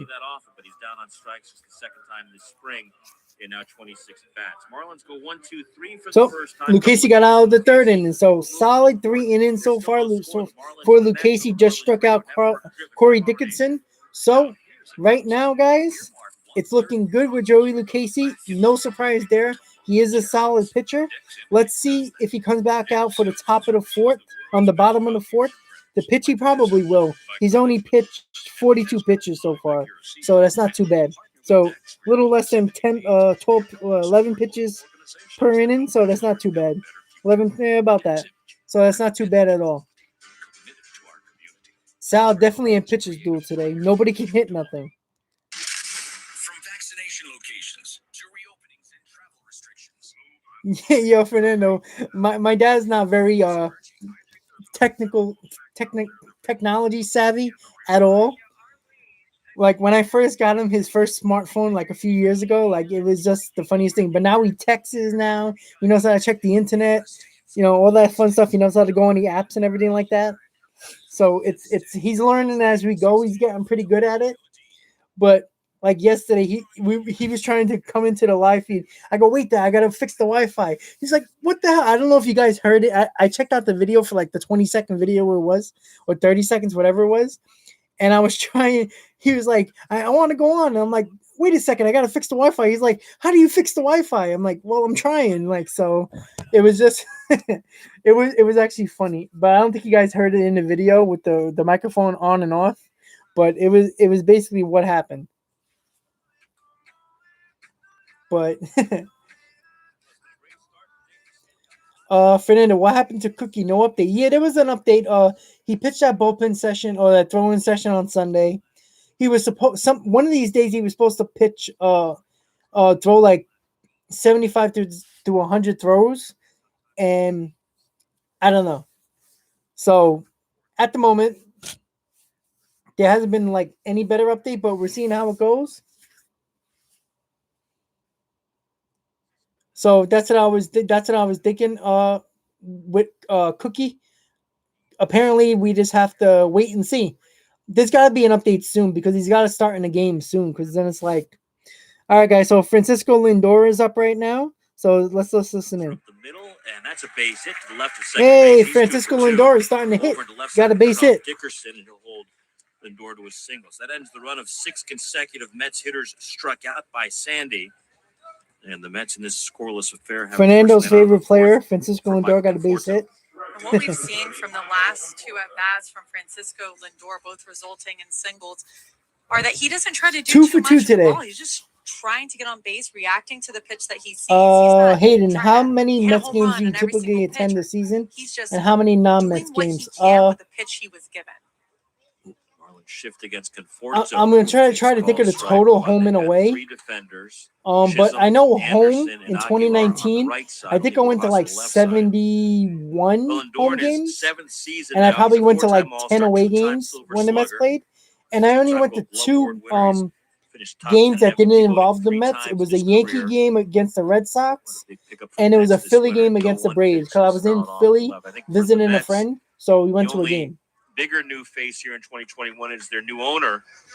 So much excitement around this ball club after Yes, Jonathan, sign Lindor. What the hell are they waiting for? Driving me damn nuts. That's very aggressive. So if you guys don't know, I will be doing a video. It will be posted tomorrow about Francisco Lindor and the update on the Mets negotiations and basically a make or break type of situation, a now or never type of situation for this Mets team. You can't give up your entire shortstops on your roster for Lindor and not extend them. It just doesn't make no sense. The reason why I'm worried that it might not get done is because of Sandy Alderson. That's what I worry about. After the last 3 years. Otudo Conforto is fouled back. So Conforto is up right now. It's the top of the 4th, guys. Francisco Lindor got on base with a single to left field. So right now, Francisco Lindor starting to heat up in the spring. Had a home run yesterday. Got 2 hits today. 2 for 2 with his first 2 at bats. Right now, Conforto is up with 2 strikes. Second in the NL East, and then were swept out of the playoffs by the Braves in the division series after beating the Cubs in a. I don't know if they're going to shut him down, Fernando. Hopefully not, because we need him. Strike 3 called. It's an 8 strikeout afternoon. 8 strikeouts so far in 3 1/3 inning for Alcantara. Wow, Sandy is locked in today. Did not let that leadoff single by Lindor get to him. Went right back to attacking. Yeah, that's what I think. You know what, Fernando? I wouldn't be surprised if that's what Sandy's thinking, because Sandy did draft Mauricio, so it's kind of crazy. 3 1/3 Thursday against like, the Nationals when he look, walked 5. Mauricio can be very good. He can be a star. He's got 1 out in the but 4th inning already. Okay, great. Keep Mauricio and put him at third base then. If you're gonna do that, don't lose Lindor. We're talking about the 5 walks for Sandy. It just, you know, like 8 walks and 7 2. I still have a feeling the Mets are gonna make a move for third base. For whatever reason, but you know, I think they're gonna give JD Davis about 70 games. Like, I don't worry about his bat. His offense is gonna be fine. It's just his defense. If he struggles, the Mets are gonna, especially if we're in contention for the division. I think they're gonna make a move right there. Double clutches, throws low to first, but backhanded out of the dirt by Jesus Aguilar. All right, so Pete Alonso hit into a double play, guys. So nothing, no runs. Going to the bottom of the 4th, and the game is still tied at 0-0. Thank you guys for tuning in. If you haven't hit that like button, hit on that like button, everybody. If you're still here hanging out with me on my channel, hit on that subscribe button, everybody. Live streams almost every day until the season starts, and then we're going to do some pre and post game live streams if I can. Most of the time it's going to be just pre games. Sometimes it's going to be post games, depending on the time that I might be sleeping at some point or going to work. So it really depends, guys. But I will definitely do as many live streams as I can, pre and post game. Oh, Fernando, you love Pete. We all love Pete. But Pete's batting 400 this year, so I can't get on him. Billy, how you doing, buddy? How's it going? Hit on that like button, Billy. Thank you for tuning in. You know, I always appreciate it.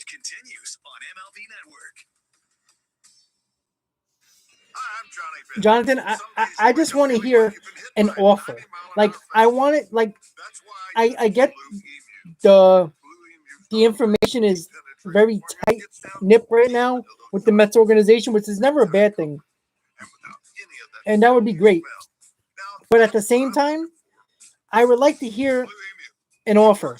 Like, say, oh look, the Mets put on the table 8 years, 290 as a starting point. I want to hear that. So if that's a low point, then that's great. At least that's an idea.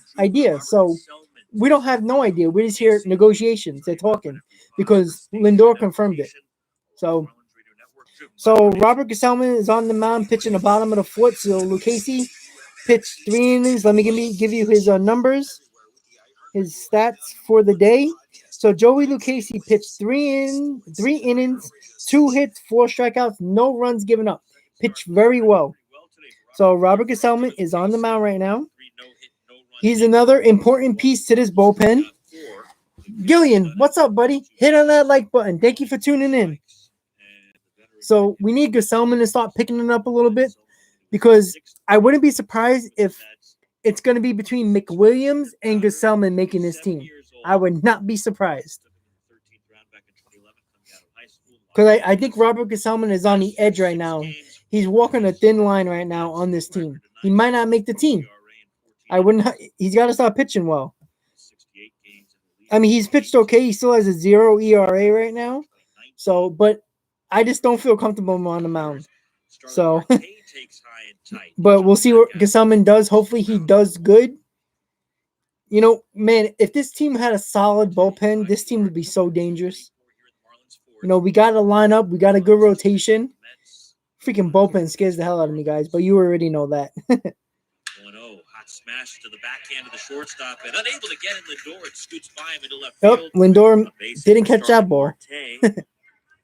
But Lindor, Marte hit it hard. So a guy on first in the bottom of the fourth for the Marlins. Nobody out. And Robert Gesellman is on the mound. Marte hit that one hard. Lindor able to get a glove on it, but a really tough play. Yeah, Fernando, I agree with that. But you know what? I don't mind it being very, close to the vest with this. With negotiations, you don't want anything out there, to piss off somebody. Because, like, if there's a rumor that, the Mets offered Lindor 8 years, 280 or something like that, everybody's like, what are you, crazy? He's looking for 300. So you don't want that right now. Yeah, I really like McWilliams. He just got to get his control in order. He gets his control in order, it's probably going to be great. Today, opening day is 2 weeks from tomorrow. Well, that makes sense, Hayden. Wow. Since you're living in Florida, so that makes sense. That is going to be a very special opening day. Maybe you can take a trip to Tampa when the Mets go there in May. I know I'm going. The 7 line's probably going to be there, so that's going to be cool. It'd be great for the players. It'd be great for all of us. But Nelson, I do like McWilliams, but he has to show that he can control his pitches. Aguilar takes inside the ball. And on a related note, Kelly, we've talked over the course of the spring about single game tickets being on sale now. Marlins.com/tickets. You can get tickets to any of the home games in April, May, and June. So if you didn't hear, the Marlins are putting their tickets on sale for April, May, and June. So if anybody's looking to go down to Miami to check out a ball game with the Mets and the Marlins, check their website. They just said that they put it on sale. So that's a good thing about listening to other broadcasts from other teams. They have a very good amount of information. That's how I found out about the Rockies tickets going on sale. I was listening to a Rockies spring training game on their radio while I was working, and it was great. And I found that out, and that's why I decided to go to Colorado. Not hit particularly hard. Rushing down to second VR, they get one. Back to first, and a big stretch by Alonso. Just did keep his foot on the bag as he stretched out toward. All right, so we got a double play, guys. And it is a double play. I mentioned the ball not Gesellman drawing a double play, which is good. Nice to see. Bottom of the fourth, guys. No runs so far for either team. So far, it's a pitcher's duel for everybody. It seemed as if Aguilar got that ball on the very edge of his bat. So for the new people that just joined into the stream, thank you guys for tuning in. If you haven't already, hit on that like button, hit that subscribe button. Look out for my video tomorrow about Francisco Lindor and the updated information about the negotiations with the Mets and why the Mets are really in a spot where they have to sign Lindor. And Lindor and his agent knows that. We'll come back with news of more giveaways, including bobbleheads. when we head to the fifth. No runs, one hit, double play ball. Billy, I went on an estimate today, and the lady tells me my brother used to play for the Mets. I said, "Oh yeah, what's his name?" Cleon. Oh wow, that's awesome, Billy.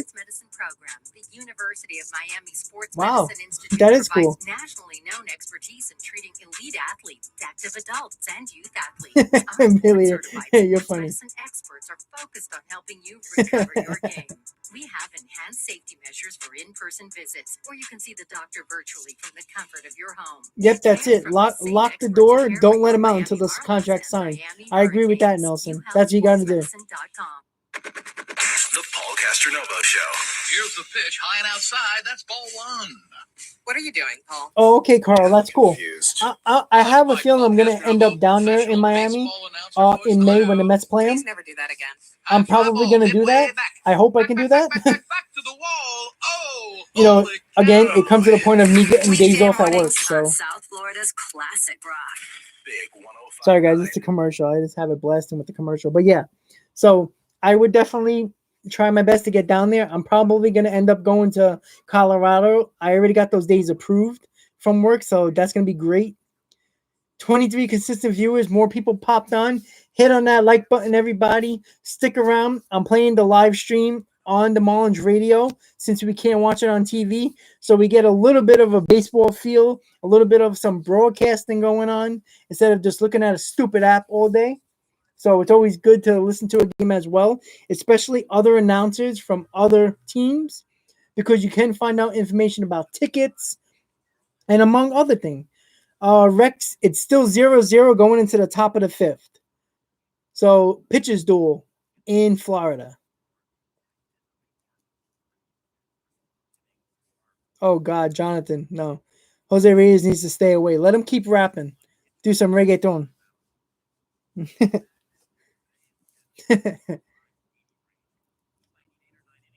Oh, yeah, I haven't seen any tickets, Carl, about Tampa either.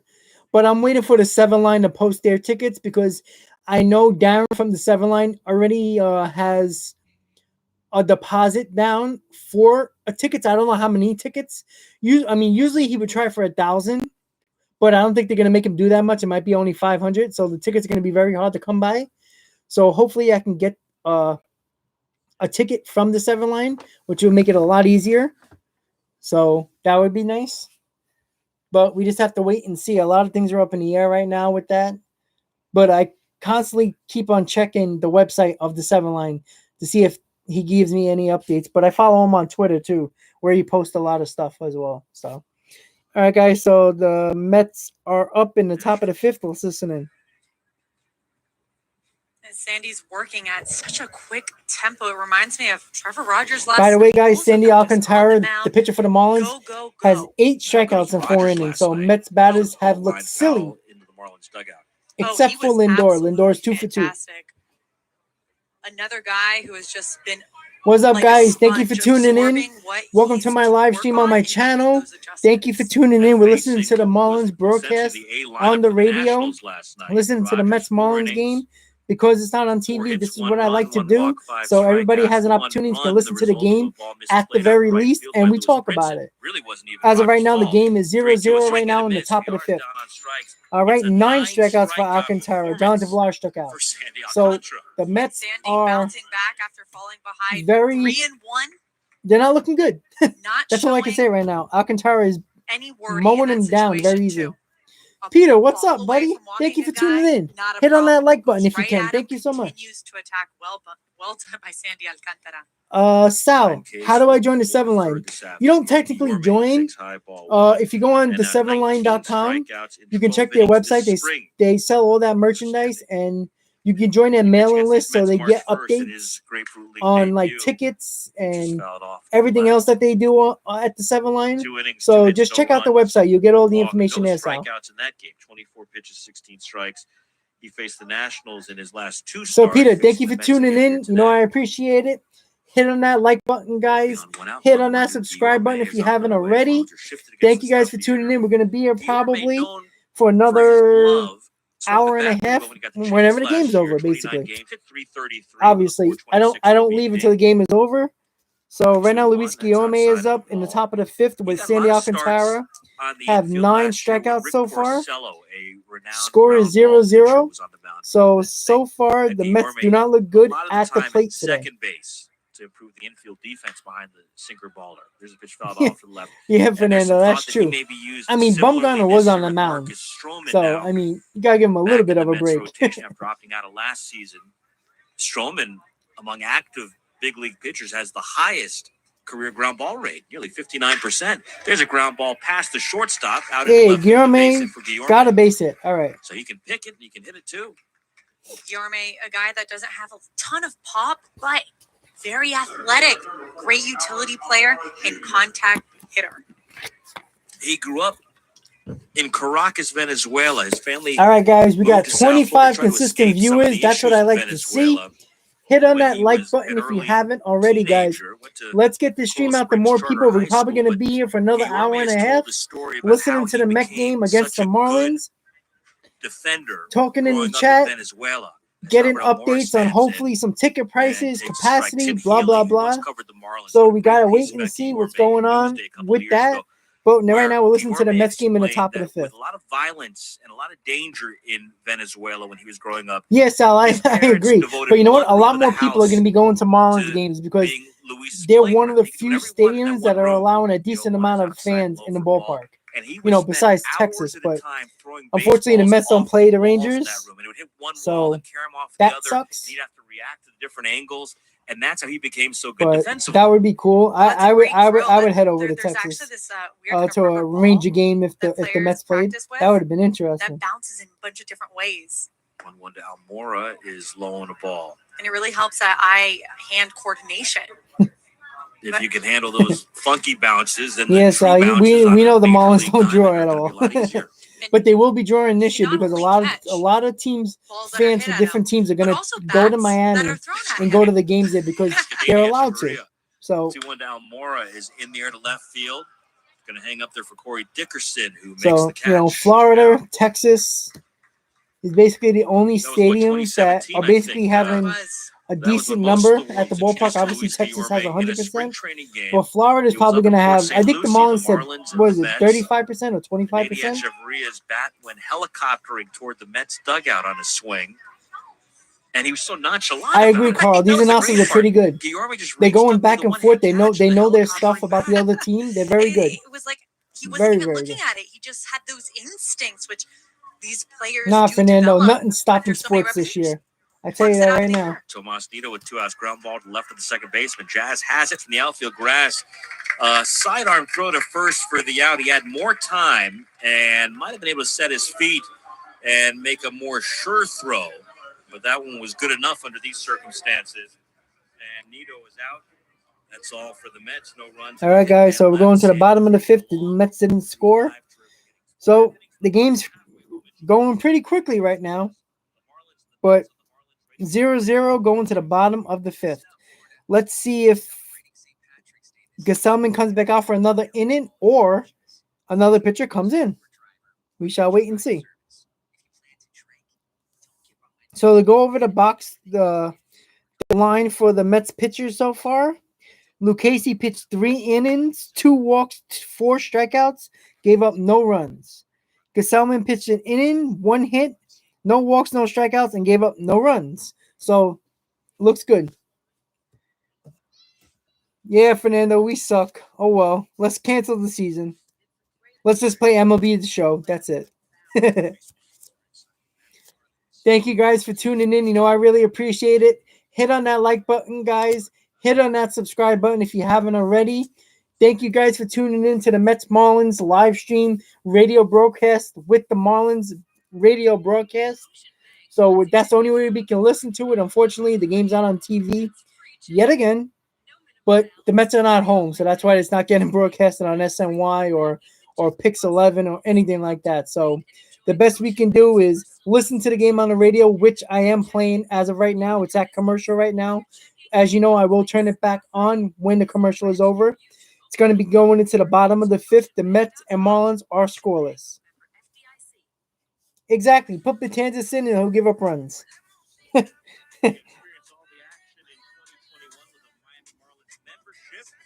Learn more about this 365-day membership that provides you savings on tickets, exclusive access, other value-added benefits, and content all year round. Visit Marlins.com/membership today. We're scoreless. The Marlins and the Mets into the bottom of the fifth. Robert Gesellman, after a 6-pitch fourth inning. What's up, guys? Thank you for stays tuning in. We got 26 for the fifth. consistent viewers. He'll face Brian What's Anderson up? to get things Say started. what's up in the Chisholm chat. and How you Alfaro. guys are doing? We're playing the radio broadcast Marlins of the memberships, Marlins radio network Pitch to listen to the Anderson game is since we in there can't for watch it on strike with TV. ease. Hit on that was, like button, running guys. Let's get through that stream out to more people. Part of the early season promotional schedule the Marlins announced earlier today, an inning or so ago, and the game's kind of gotten in the way. The 0-1 to Anderson is low on a ball, but want to get back to that and make sure folks know. We mentioned Magnet schedules on opening day, April 1st against Tampa Bay. Gesellman 2 days is still later, in the Saturday, game, April guys. 3rd against the Rays. Kids So he's Pullover pitching the Jackets, second inning, presented or at by least UHealth starting Sports of a second inning. Medicine Institute. 1-1 pitch to Anderson's fouled off to the right.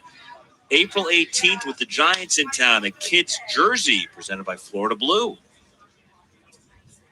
May 9th against the Brewers, an MLB Network woven tote bag. Damn, the Marlins are doing giveaways. Then we get into some bobbleheads. Bobbleheads, I'm here for uh-oh. those. 1-2 to Anderson, just missed the outside. I want a bobblehead. Sacco bobblehead. What day is that? Must be in the second half of the season. I don't see it listed here. It is. It'll be on the 13th of some month. November. All right. You get a Jorge Alfaro bobblehead. Jorge presented by Alfaro Leon Medical bobblehead. Centers on May 22nd. These Mets in town. Oh, 2-2 as it bounces. when the Mets are in town, so that'll be interesting. Maybe I'll get a bobblehead when I'm there.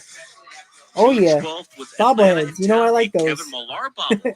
Kevin Millar. Humana. Oh, all right. Kevin Millar, former Marlin, current TV Kevin star. I Millar. believe that was one of the original promotions That's for awesome. 2020 before the season went the way it did. The year went the way it did. So very excited. Kevin Millar, Kevin even Millar a year back. later, still needs to be honored. 2-2 to Anderson. He reaches out, rolls one slowly on the ground to the second baseman, Guillorme. He has it. Sidearms to first. All right, one out, here in guys. the fifth Bottom inning. of the fifth. Robert Now Gesellman again, is still Jazz on the Chisholm, mound Jazz pitching walked his the first second time inning. So the Alfaro bobblehead on May 22nd against the Mets. The Millar bobblehead June 12th against the Braves. May Very next 22nd against day, the Mets. June 13th against the Braves. Jorge How about Alfaro tropical bobblehead. shirts presented by I don't know. Medical I don't know Centers. if I'll Tropical shirt, take that's right it. up If Kyle I get it, Seeloff's alley. maybe I'll give it to a kid. It's looking Who knows? quite tropical and colorful. And we told you we got April, May, and June. The first half of the season here as Chisholm takes low on a ball. The final giveaway on the promotional schedule will be June 26th against the Nationals. A Sandy Alcantara bobblehead Have you driven by seen Auto it? Nation. Have you seen the bobblehead yet, No. Glenn? Well, the Marlins posted it on their Instagram. Sal, I like that when the Dude, board Josh says for this bobblehead. And You're gonna see I him don't know who running loves it and the more, board behind him. me or Sandy, because Sandy was talking about how it fits his personality, how there's so many bobbleheads. But he wanted his William, to be different. He if calls it Carrasco swag. doesn't start the Speaking of season swag, in a the big swing rotation, and a miss by Jazz I think Chisholm, Luke so Casey 1-1. is going to be the He's fifth got starter. Swaggy Oh, bobblehead. swaggy bobblehead. I think everybody's going to Well, move he's up. got I think the Stroman's Marlins going to be jersey, number 2. but he's Walker's got going to be this number 3. Peterson blue, 4, this and Miami Casey blue 5. bucket hat. And I would be okay with 2-1 that to if Carrasco Chisholm, can't driven go. high and deep to Uh-oh. right. If it's fair, it's long gone. It is fair, long gone. Home run, Jazz Chisholm, and it's 1-0 Robert Marlins. Gesellman just gave a home run to Jazz Chisholm. Just to 1-0 keep it inside that foul Marlins pole. in the Jazz bottom of with the fifth. second long ball of the spring. Well, Beautiful left-handed Gesellman. swing by Jazz Chisholm. He just threw Oh, boy. those hands, got all of that base on. You heard it right off. there goes the bat. bullpen yet again. Jazz homered on the second pitch of the spring against the Well, Astros. here's the on big problem. February 28th, leading The off bullpen first great is ball of the game of the problem. year. Now he's done it again. So good day for Chisholm Sal, with a walk G-Man, and a you home suck. run. Oh, he hasn't been good for a couple of years now. Alfaro to the plate, one out, nobody on, fifth inning, and Jorge takes high on a ball. So You got a there's an Alfaro stick it bobblehead. thing, Have you seen Jonathan, that from one? the You have Phillies seen it before that? giveaway? Yeah. Yeah, to I don't finish even know up what this that inning is. when he also has blue swim trunks, Nice. That's baby funny. blue, and he even has the tattoos on his arm. But Alfaro's bobblehead, Yeah, also very Gesellman's got to do a DeGrom, like shavy head. Maybe that hair is holding him back. It's funny, though. DeGrom cuts his hair and then becomes a Cy Young Award it's winner. got a lot of personality. Jorge is very emotional in it. Looks like he's cheering, like his mouth, with his jaw. What's up, guys? You got It's like he's 25 screaming, consistent "Let's go." viewers. He said Thank it's you for very tuning in. aggressive, just like 26 his now. personality on If the you're ball joining club, in, on you're the not ball joining the field. live chat, So say Marlins hello. Instagram, you Everybody's guys, really cool you have here. the gram, Say you have what's the up Instagram, in go the on it, chat. check it out. Thank Don't you just for take my word tuning for it. in. Let us know what you Hit think. on that like big on the button. gram, aren't Hit you, on that Kelly? subscribe I like button, the gram. everybody. 1-1 to Alfaro's Next outside goal the is ball. I'm on the gram. I'm not 750 big. Yeah, I'm not subscribers. big on the gram, but Just I'm on hit the gram. 500. Let's I get kind it of live on going. Twitter. Let's Little keep Facebook going. here Let's and there. make this I channel take a little bigger. The bigger break the from the channel, gram the more things during happen the to this off season, channel, much like the more I Bruce Brinson bring and to Monte you Harrison. Take a little if this break. channel I'll gets be bigger, back on guys. the gram That's the this season, whole hope guys. Good. for this channel. So far, so As much as good, I'm but looking we forward to need it. You make more. TV on the gram sometime. Thank you guys for the 2-1 to support, Alfaro was a as liner always. right to the third baseman, caught by VR. Another hard hit ball. So Gesellman's giving a lot of hard hit Right at balls. people today. Just gave up a home run, but did get it out just now with a hard hit And ball that's another reason why you by can't just look Alfaro at the to third numbers base. and Jonathan decide how Vlog people caught are it. doing. And that's something that Don Mattingly has said. Hey, I'm not just looking at the hits that they're getting. I'm looking at the bats that everyone's putting together. When you're hitting the ball hard, yeah, does it feel better when you get on base? Absolutely. That was 111.1 miles per hour off the bat for Alfaro, right at the third baseman. No, thank you. I think we'll watch Oh, it from yes, afar. I do know that. Yeah, Philly does do Let's that see every the now and Chisholm then. home run to Every year they right. do it. Left the bat at 112.7. Wow. Yeah, I would like to go to the dollar hot dog. I don't know how many hot dogs I can 393 eat, though. feet. After a while, them hot dogs Pitched turn to your stomach Rojas. after a while, man. Is off the end of the bat, flared into shallow right center. Out goes the second baseman. Guillorme runs it down. All right, guys, And so we're makes out of the play to inning. The end Marlins are fifth. up 1-0. On the scoreboard, though, on the home After run by 5, Jazz Chisholm. it's 1-0 One run, one Marlins. hit, Jazz nobody Chisholm left. home run We're through given 5. up It's by 1-1. Robert Gesellman. And the Mets nothing. So it's going to the top of the 6, guys. Marlins up 1-0.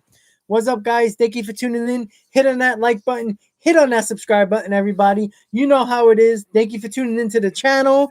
To Talking Mets at Rob. Hope you're enjoying the live stream, the live broadcast on the Marlins Radio Network on the radio.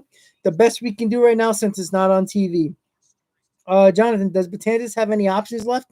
No. Nope. If the Mets send him down, he's going to be put on waivers. So you're going to have to live or die with Betances, actually. It's just how it is. It's harsh words, but, you know, we have to go in to the season with him. That's all I can think of. Betances has to be in the bullpen. We just have to pray that he pitches well.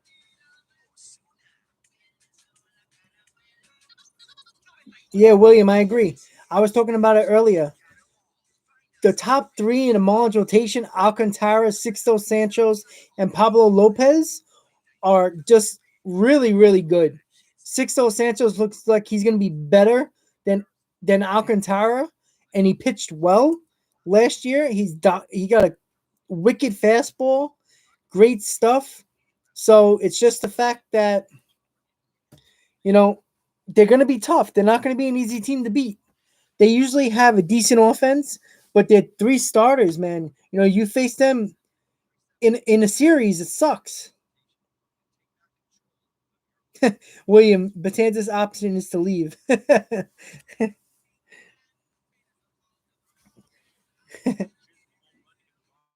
All right, guys, we got 26 consistent viewers in here. Say what up in the chat if you haven't already. Don't be shy. Say what up. You get a shout out by me. Hit that like button if you haven't already, guys. Let's get this stream out to more people. It's already the top of the 6. Malik Smith is up at the plate. So here we go. So Alcantara is out of the game now. So the Mets might be able to score now. So Adam Simber is the pitcher for the Marlins now. So Malik Smith is at the plate. Let's listen in, guys. 5 strikes, so he was working very quickly. Had a great tempo going today, pounding the strike zone, getting ahead of hitters, putting hitters away. A very good day for Alcantara, who didn't bump the pitch count up that much. He only threw 3 more pitches today than he did last time out. I agree, William. Sixto Sanchez is going to be innings. Dangerous. He's going to be very good. And had a very good day. Very good. Now, I think he can still. Is he still eligible for Rookie of the Year? Adam Simber, whose first pitch. I'm not sure if he is, but if he is, he can probably win it. That's for sure. Adam Simber, one of the pitchers brought in to help bolster the Marlins bullpen here in 2021. Yeah, Jonathan, I'd be mad too if they let Lindor walk. It makes no sense to do it. Mets, even financially, it doesn't even make sense. Malik like, Smith. what are you really going to do? It's not like you're going to pace another shortstop probably less. And I don't think Trevor Story is leaving Colorado. I think the Rockies are going to sign him. And I also think the Cubs are going to sign Baez. So who's out there? Correa? I'd rather have Lindor than Correa. So it just makes sense. Don't risk it. Because then your shortstop's going to be Luis Guillorme. And I like Luis Guillorme, but he's not Lindor. So you got to get it done. Get it done. Let's not wait until the last minute of the last day of spring training. It'll be a 2-1 to Malik Smith. Sal, I don't think Cohen will let that happen either. If Sandy is not, if it's getting close to the end of spring training and it's not done, I think Cohen's going to step in and be like, listen, what the hell do you want? You want 310? All right, give you 310. Here you go. I think that's what would happen. But I think Cohen's laying low right now and letting Sandy do the negotiating. But if it gets to the point where it's very close to the season, I think Cohen's going to step in and take care of the issue. No doubt. So listen to William, everybody. Let's get me to 1,000 subs so he can live stream games from Citi Field. Wouldn't we all want that? I would. Hell yeah. 2-2 pitch. It would be really fun. Get live game views of where I'm sitting, probably in 5:15. But it just changes the eye level, makes it a little more difficult for hitters to hit. Peter, I hope you're right. They're used to seeing that ball. But it is Sandy Alderson. I worry about Sandy Alderson and stuff like this. Because I think he has a number in mind and he's not going to break it. He's not going to pass it. Smith is so that's what I worry just about. A little bit inside to take the count full. And that's important. You mentioned that, Kelly. A lot of different looks out of the bullpen. Hitters get a different arm slot. They get a very different look. Elicio Roman, thank you for subscribing to my channel, buddy. If you're still in the chat, you're still in the stream, thank you so much. I really appreciate it. Shout out to Elicio. Ball into the shift right side for Jazz Chisholm on the infield dirt. Fires the first. Smith is out, 1 down. I'm going to have to ask Corey Dickerson about this because he's a guy who doesn't look at the release point. He's mentioned that he looks more in the zone. That's interesting. I wonder if a guy like a Simba or any other sidewinder out there, if that even bothers him at this point. It's interesting because different hitters will tell you when they set up, they look at different things. Because as you mentioned, no two arm slots are exactly the same, and it's hard to see the ball coming out of the hand of the pitcher. Here's Jeff McNeil bouncing one right side. For example, Tony Gwynn, one of the greatest hitters of all time, told me that when he stood in the batter's box, as the pitcher was getting ready to throw, he was staring at the logo on the pitcher's cap. And he knew that generally the ball was going to come out somewhere near that logo. And that's what Tony stared at. But you mentioned in Corey Dickerson's case, he's not looking for the ball. He's looking for a zone where he wants the ball. And if it's in that zone, he's going to be ready to hit. If it's not, he's going to lay off. Ball on the strike to McNeil. And that, with Corey Dickerson, really helped him cut down on the amount of strikeouts he had. And I believe it was his all-star season. On 1-1, McNeil gets one foul third base side. Was it 2017 or 18? 17 was the year he was an all-star with Tampa Bay. Yes, correct. An all-star in Tampa Bay. And you put an all-star season, you got to think like, man, look at me. I was an all-star. All right, guys, so no, you know what Corey Dickerson at said? the moment, Yeah, the Miami Marlins leading 1-0 in the top of the sixth. There's one out with Jeff McNeil at the plate. Walks. And strikeouts was something he really wanted to cut down on. On 1-2, McNeil bouncing ball left side to his right. The shortstop Rojas rushes the first a little bit high, but pulled down by Aguilar. 2 down. Good play. Oh by yeah, Big Peter. Man I trust Cohen. It's just the thing. I think Cohen is third base, and he had to rush letting the throw. Sandy do a lot of the dirty work That's a tough play and to make a lot of the because work. his And I think he's momentum was staying out of the taking it way. towards the left side of And the field, but he was able I feel like to support Cohen's his body and get his taking arm too much slaughter, of Sandy's his arm advice around to make with the this play. stuff. Well done by So I Mickey. just got to It make was sure just, I mean, that can you say enough good it's things a good about Miguel idea Rojas? I don't think for Cohen to You know get what? I'll involved say if it this gets good late thing about into the Miguel spring Rojas. training, You talk about how into good the his into the defense is, as into Francisco spring Lindor training. So the steps Mets in got to now, do it, gets the shift, got to and do takes ball it off his former and make Indians it right. teammate, Like, let's go. the right-hander Adam Simber. As good as Miggy is defensively, here's a good thing about him. Early this morning, William, there I was hope you're one right, and only buddy. one player on the field for the Marlins here at Rogers Chevrolet Stadium. It was Miguel Rojas. There you go, taking William. ground That's balls, awesome. Extra infield work with Trey Hillman. There's a swing and a miss by Lindor.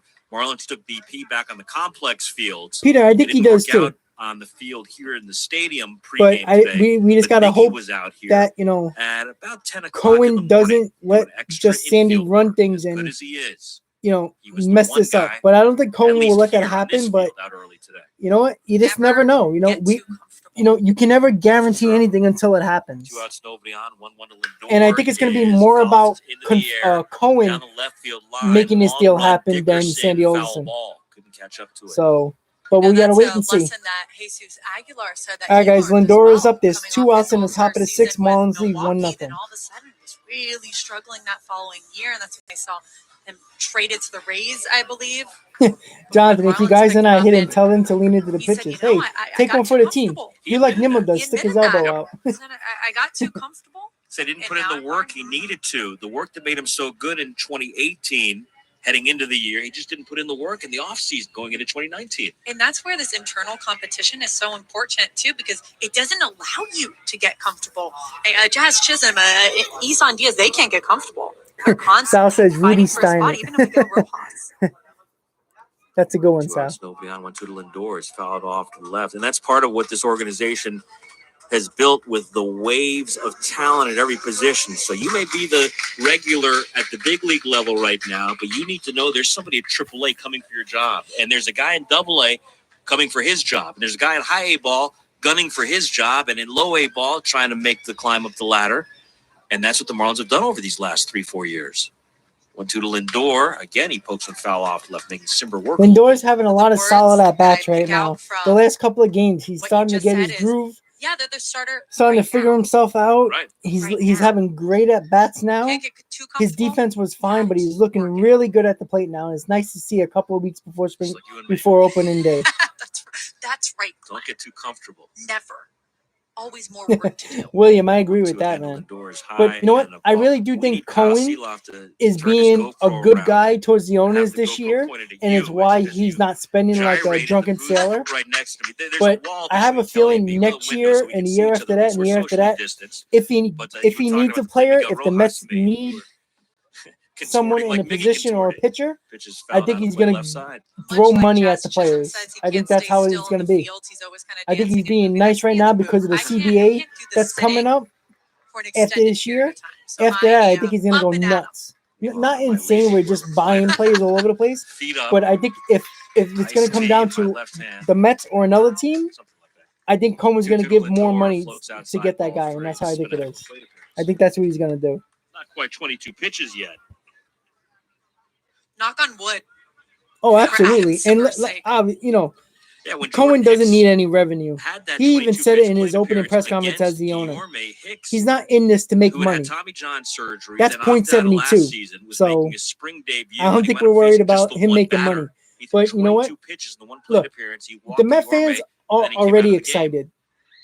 Just because Cohen 22 pitch to owns the Lindor team now. is in the air, And it left ain't the center fielding joke pretty of the well. Wilpons anymore. Back goes Dickerson. He's So- onto the track, reaches up and makes the catch to end the inning. All right, guys. Lindor So put up a good Lindor fight, hit it pretty but far he's to the retired warning for the track, first time in but the got game out. after singling The Mets got out of the inning. innings. I mean, the And Marlins got out of the inning, so it's going to the bottom of the sixth. Third time they've gone down And the to Marlins against are Marlins winning pitching 1-0. So let's see what 5.5. Mets pitcher is going to come in now after Gesellman, and we'll see how it goes. We'll see if the Mets pitcher can still continue to pitch well. Joey Lucchesi pitched well to start 3 innings. Gesellman gave up the home run to Jazz Chisholm, and that's the only one in the bowl game going into the bottom of the sixth.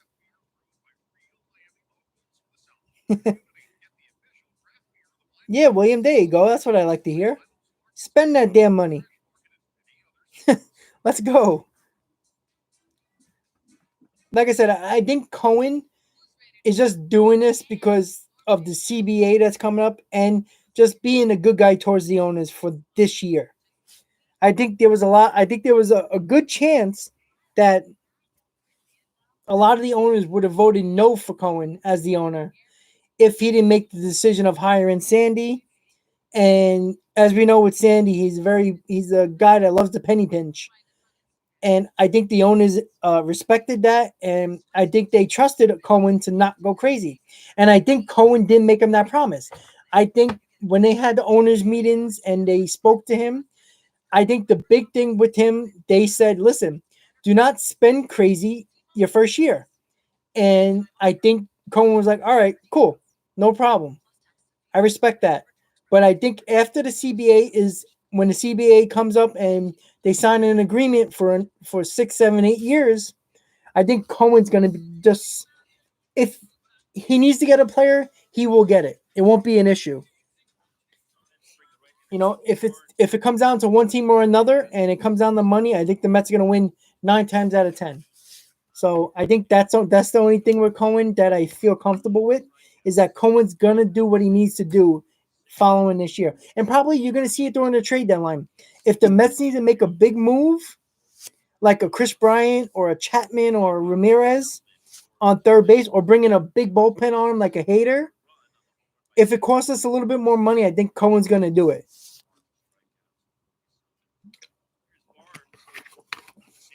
William, once again, thank you, William. Hit on that subscribe button, everybody. Hit on that like button. Get the stream out to new people so they can come in here, see how the channel is going, enjoying the channel, enjoying the chat, so they can subscribe to my channel. That's what we want here. It's going to make it more fun. The more live streams can live stream at the game if I get to 1,000 subscribers. NG, yeah, exactly. A lot of people are not even thinking about it because you know what? They're so excited about baseball back, and we got 162 games, and it's going to feel like a normal season. People are not thinking about it. There's a big possibility that there's going to be a big time war between the players and the owners.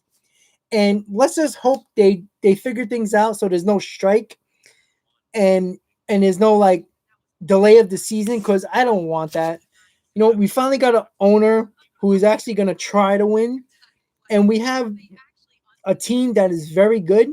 I don't want to, have a delay in the season and we start in May or maybe June because the players and the owners can't decide on a CBA. Let's hope not. Let's hope they get it done, and let's just hope they can do it, because we all love baseball, and we saw in 2020 how much it sucked that we didn't get baseball until the end of July last year. So, yeah, William, I agree. But you know what? I still think that they're going to come to more of a compromise both ways, more than you think. I know they're really fighting right now back and forth, but let's be honest. There's no salary cap. It's not like the money's getting lower. The contracts are getting bigger. It's going to continue to get bigger.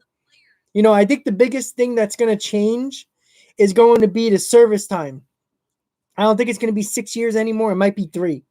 Because a lot of these guys, they're not becoming free agents until they're like 29 and 30, and that might be their only big contract. So I really think that it might be a 3-year of service time when you hit the big leagues instead of the 6 years you have to wait to become a free agent. So I think it's only going to be 3 years. I think the number is going to change of how many games are going to change about service time.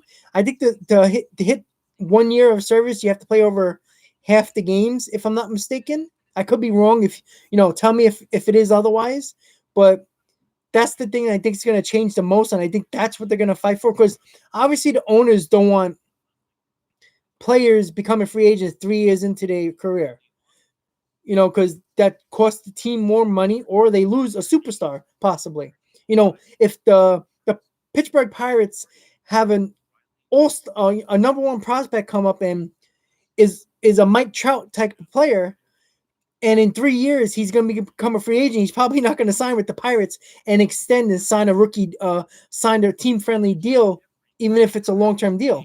He's going to go on the market because he knows he's going to be on the market for 3 years. A lot of the reason why the guys like Tatis and players like that are signing these big contracts that the team are offering, which are still team friendly, is because the service time is ridiculous. A lot can happen between now and 6 years. You can get injured and never make a big contract. Look at Matt Harvey. Everybody thought that he was going to make $250 million when he became a free agent. They were talking about it in the 2015 season, but injuries happened. Tommy John happened in 2014. Then the thoracic outlet syndrome. All those things happened to Matt Harvey, and it cost him millions and millions of dollars. And he's struggling to stay in the league now. So it's things like that that players really want. And I think the biggest issue and the biggest hurdle is going to be service time with the players. Joey, what's up, buddy? How you doing? LFGM, let's go Mets. Thank you for tuning in, Joey. Joey, hit on that like button. If you haven't subscribed to my channel, please do. Hit that subscribe button. Hit that like button. Stick around. We're listening to the Mets game. Sorry, guys. I'm going to put the radio back on so we can listen to the game. Rock Hughes. So we are in the bottom of the sixth. Marlins, Jacob Barnes is on the mound. He has one strikeout so far and his 2 outs. So, and the Marlins are still leading 1-0, guys. 3-2 pitch to Marte is hit slowly to the shortstop Lindor. Fields the in-between hop, throws to first for the out. All right, guys, it's going to the top of the seventh. The Marlins leading 1-0. Jacob Barnes pitched pretty well for the 1 inning. So as of right now, we're going to the top of the seventh. Marlins lead 1-0. Sal, thank you, buddy. I thought that would have been a good example. I was just thinking about it, and it just came to me. So I'm like, you know what? Let me just say what I thought.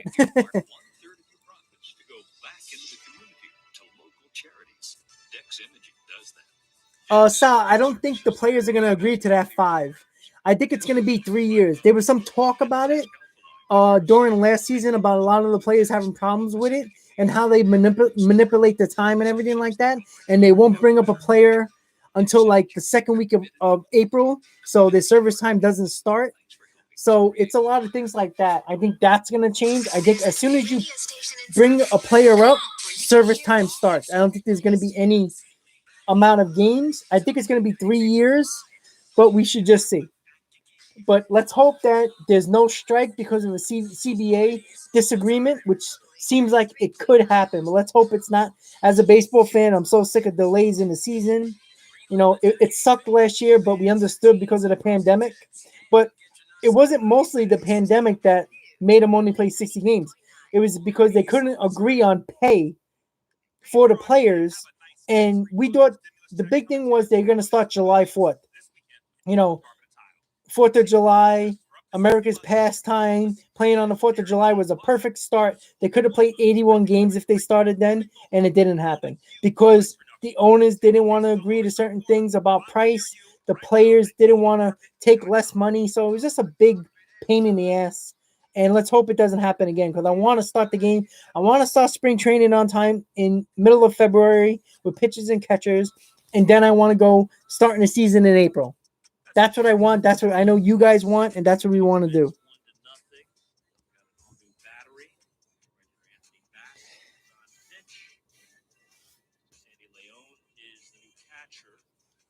Well, you know what, Sal? I think they're going to have to come to a compromise. The players are going to have to come up a little, down a little, up a little bit, and the owners have to come down. That's the only thing I can think of. Like, they're going to have to agree on something. Maybe 4 years, maybe in the middle. Do 4 years. That's a little better. I think 6 years is outrageous. That's insane. Because, you know, there's a guy coming out of college at 22 years old, might not make the majors until he's 24, 25, and then he's 30, 31 years old. And now the way analytics are, teams are not paying 30, 31-year-olds $100 million, 6-7 year deals anymore. You know, they're not paying for what you did before. They're paying what they're expecting you to do going forward. And that's the big thing now with contracts too. So that's why I think service time has to go down a little bit because it's just not fair to the players. You know, it's just not fair at all. You could do that too, but then you know what, Sal? The teams are going to manipulate that. They're going to bring up a 21-year-old no matter if he's ready or not. And you might have 5 years of control, and they might manipulate the time that way. They might keep that April rule 2 weeks into April, and then he loses a year of service time. So I think it's going to be something like that. I don't think there's going to be a service time delay like 2 weeks into the season where you bring up a guy from the minors and then his service time does not start. But I think that's going to change. I think the change is going to be you bring them up, you bring a player up, service time starts. And I think it's going to be between 4 and 5 years. I think the players are going to ask for 3. I don't know if that's going to happen, but 4. So we get an idea on what we're looking at for the offseason, because free agency and trades and all that stuff in the offseason is going to be very odd, because if there's no CBA, I don't know how much free agency is going to go around, and that's a big deal with all these shortstops on the market. Another reason why I think you have to lock up Lindor.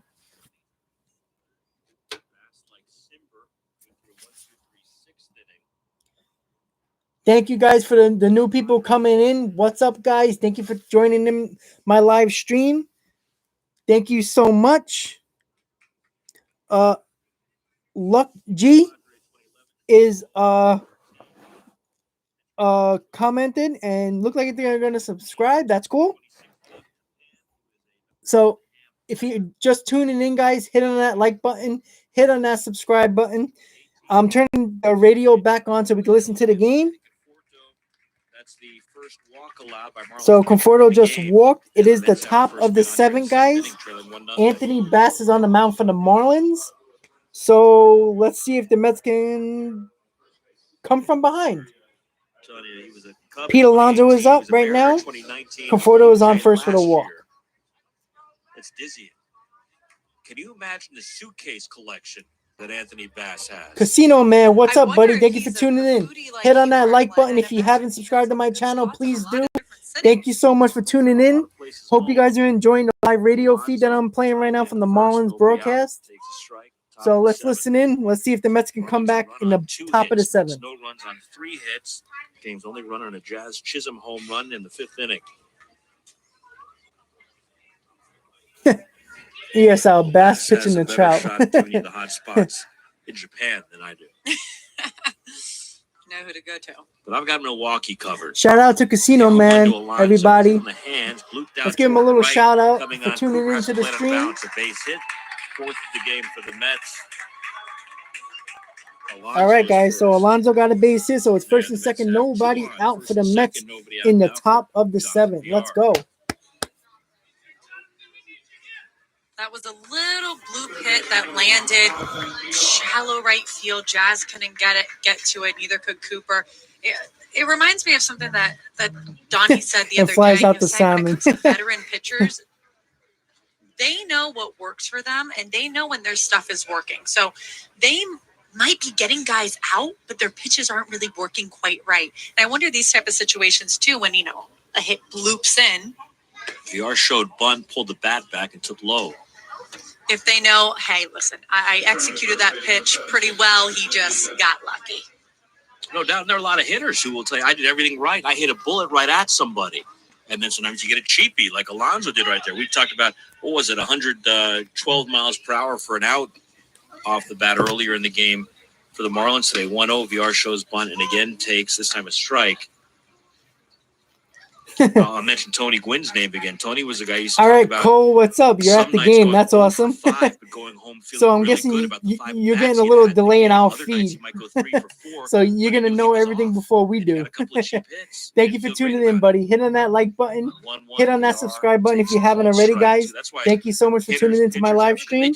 Let's see if the Mets come back late in the game. Right now it's the 7th inning, top of the 7th. The Mets are losing 1-0. First and second, nobody out with Jonathan Villar at the plate. But you can't sustain that. Sometimes that's what you need to pull you out of it. Mm-hmm. But you still need to make those adjustments. And Jonathan Villar obviously struck out. Strike 3 inside corner with the knees, and he has some words for Greg Gibson. All right, so that's not good. You got to get it going, guys. Let's bring them home. 2-on-1 out for Luis Guillorme, who has a strikeout and a single in this game. William, Alonso looks locked in. I agree with you. He looks really good. I don't know if it was him getting off social media or it's just him just feeling comfortable again. I think that was the biggest thing. He was swinging at everything last year. He needs to control his pay attention to the strike zone more.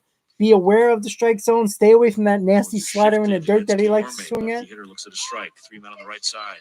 Sandy also working. It's just such a quick tempo. Cole, are you going into the game? You're going to pinch hit? Mel is maybe encouraging his starters to do. Keep the batters a little bit off balance. Don't give them time to settle in. Well, one to Guillorme is taken just off the inside black. Our broadcast brought to you by the Capital One Venture All right, guys. Card. So Earn it is unlimited top of the miles seventh, per one dollar out. on every First and purchase second, every day. Luis Guillaume Your is wallet. on at the plate. Let's see if he can bring home Conforto at second.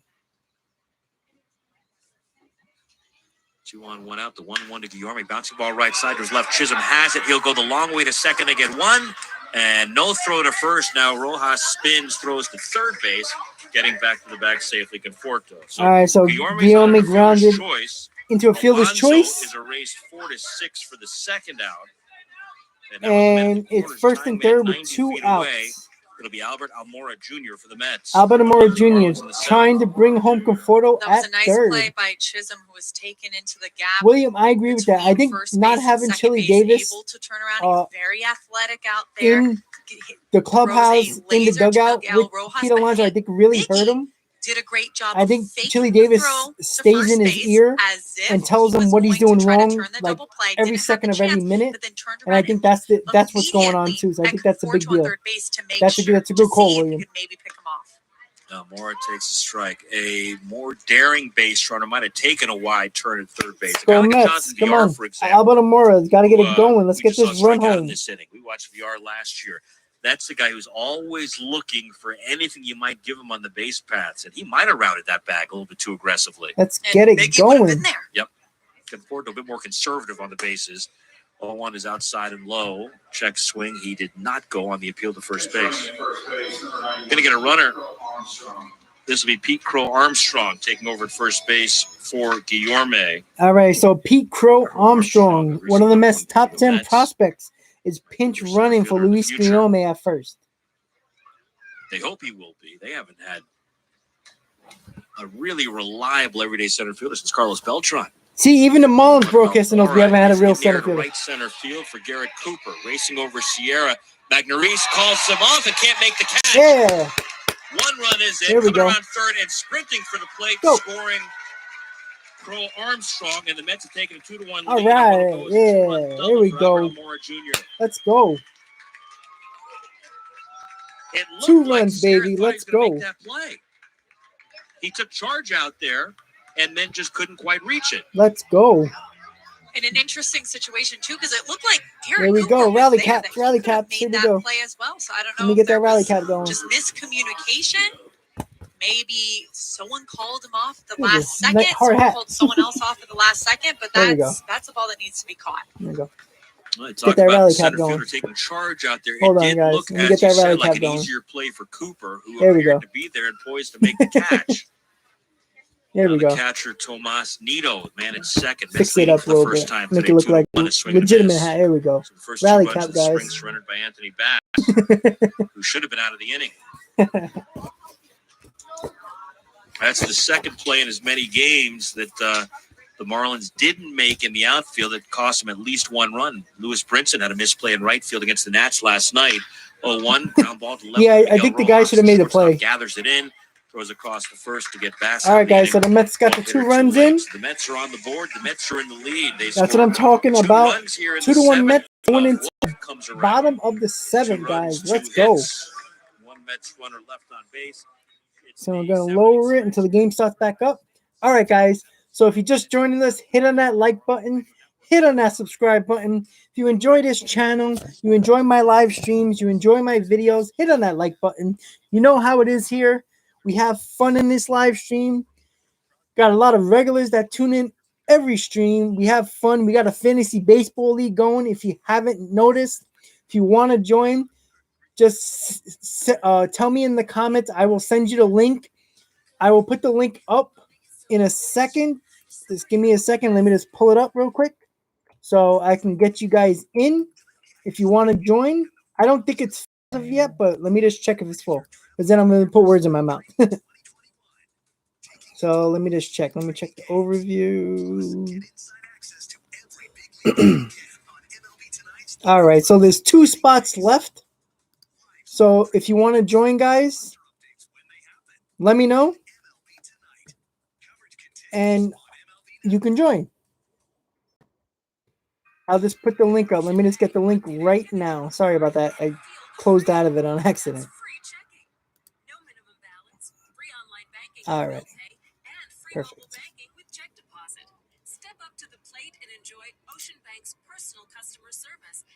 Just give me 1 second, guys. I'm just trying to get it going.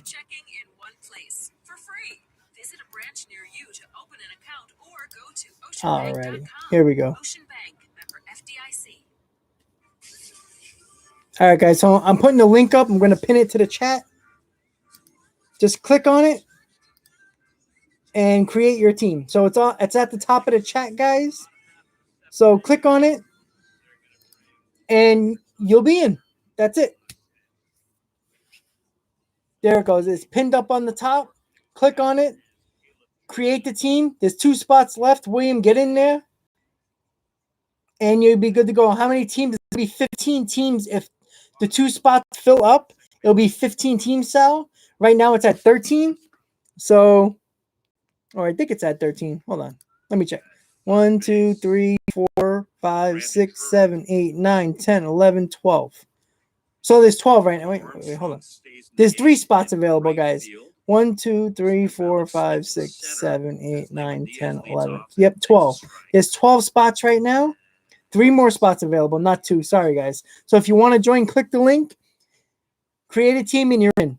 The draft is this Saturday at 5 p.m.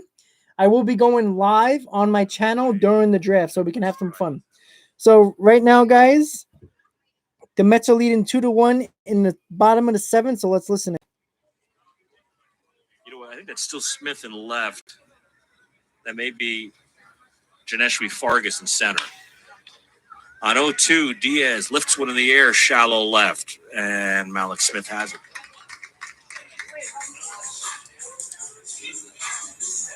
One out. This game was scoreless until the bottom of the 5th when Jazz Chisholm hit a home run off Robert Gesellman to make it 1-0 Miami. It stayed 1-0 until the top of the 7th when Albert Almora Jr. hit a 2-out, 2-run double on a ball that was misplayed out in right center field by Magneuris Sierra. Here's Garrett Cooper. Coop is 0 for 2 today. Lined to short, 106 miles per hour off the bat in the first inning. And he looks at ball 1. Chemistry is something that I think is spoken about and harped on a lot more. All right, guys. So far, so good for the Mets. But their chemistry the Mets got 2 runs in the top of the 7th to go ahead. So let's see how it's going. Let's keep the lead. Let's win this game. Bullpen looks pretty good so far. Joey Lucchesi was very good to start the game today.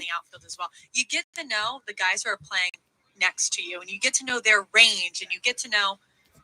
2-0, Cooper takes way outside. So right now it's Tommy Hunter on the mound. If you haven't noticed or you haven't heard, Tommy Hunter's on the mound. Another guy that is a minor league signing, a minor league invite. So we will see if Tommy Hunter could make this team in the bullpen. But it's not looking good for these guys at the moment because a lot of them have not pitched well. It is why I think they might give the nod to Sam McWilliams as the last arm in the bullpen, which is not a bad idea. Down a run, bottom of the 7th. Tommy Hunter was on with the Phillies last year. He's had a lot of injury issues in recent Bottom of the years. 7th, 1 out, guys. That's ball 4. So the tying man is Garrett Cooper just walked, and there's a guy on first. Hit on that like button, everybody. Hit on that subscribe button. You know how it goes. If you enjoy this channel, you enjoy my videos, enjoy the live streams that I do, hit on that subscribe button so you can get the notifications when I go live, guys. I will be doing pre and post game live streams, reactions to the games during the season. More pre games and post games depending on where I am. If I'm at the game or I'm not home or anything like that, I'm at work, whatever. But I will do the best I can to do as many pre and post games for the Mets games during the season so we can have fun talking about the game that's going to happen, talking about the pitching matchup, talking about the lineup. That's what we're going to do in this channel. Going to constantly do videos about the games, about the week. I'm going to do weekly recaps of during the season of the games. So every week, I'm probably going to do it on Sundays. I'll do a Sunday video that I'll post so we can recap the week of the Mets games. Talk about the record during that week. Talk about what's the problem with the Mets, what's going good with the Mets, what the Mets need to do to get some more wins, or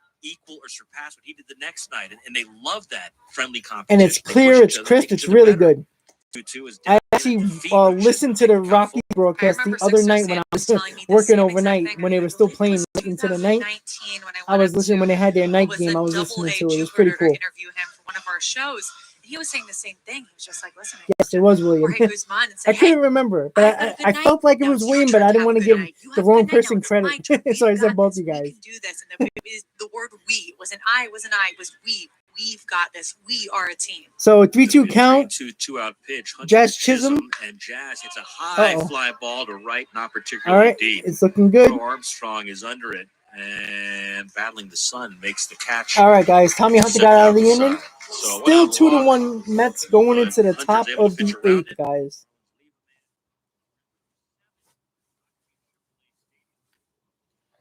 Yeah, that's great. William, that's gonna be great because a lot of the times I'm probably gonna have to head to work when the Mets are still playing, if they're on the East Coast or something like that. When when they're going late into innings and it's like 11 o'clock, 10:30, 11 o'clock, I would have to go to work. So it's a great thing to have for sure. I don't have to just listen to it on the radio. And then when we play West Coast games and they start at 10, I'll be at work and I could probably watch the game, which is great. So William, shout out to William for that. William's a regular. William's a great supporter of my channel, and he's one of my marketing guys, unofficially.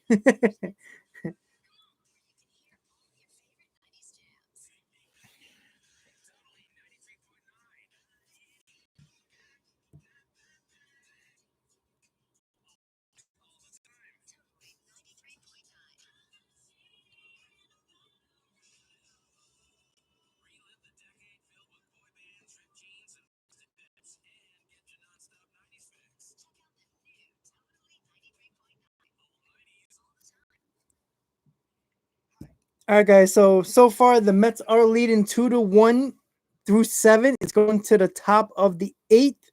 Tommy Hunter made it a little interesting, but he did get out of the inning, giving up no runs. So 2 more innings for the Mets to close out. Let's see if we can score more runs. The biggest problem with the Mets the last couple of years, they had a hard time tacking on runs, and I want to see more tacking on runs. Too many times we weren't able to score. We had men on base. We couldn't get the runs home, and then we had to have Diaz come in to hold a 1 or 2 run lead, and he doesn't. So let's just hope that we can tack on runs this year. That's most important. Sal, I'm not sure. There hasn't been a lot of information about it. I don't know how much can be done with COVID and all that. There might be a lot of restrictions for that. So, but I'm thinking he's gonna, give him time. I think them Chick-fil-A signs on the foul pole are probably gonna be gone. But you know what? They I gotta give a little credit to the Wilpons because when they first opened Citi Field, it was basically black and orange. It was a tribute to the Dodgers more than the Mets.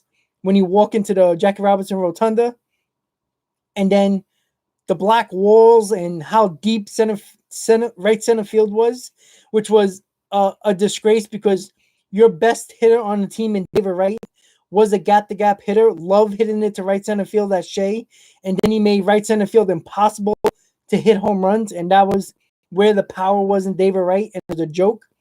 But I think the Wilpons did better over the years, making it more blue and orange, the Shea Bridge,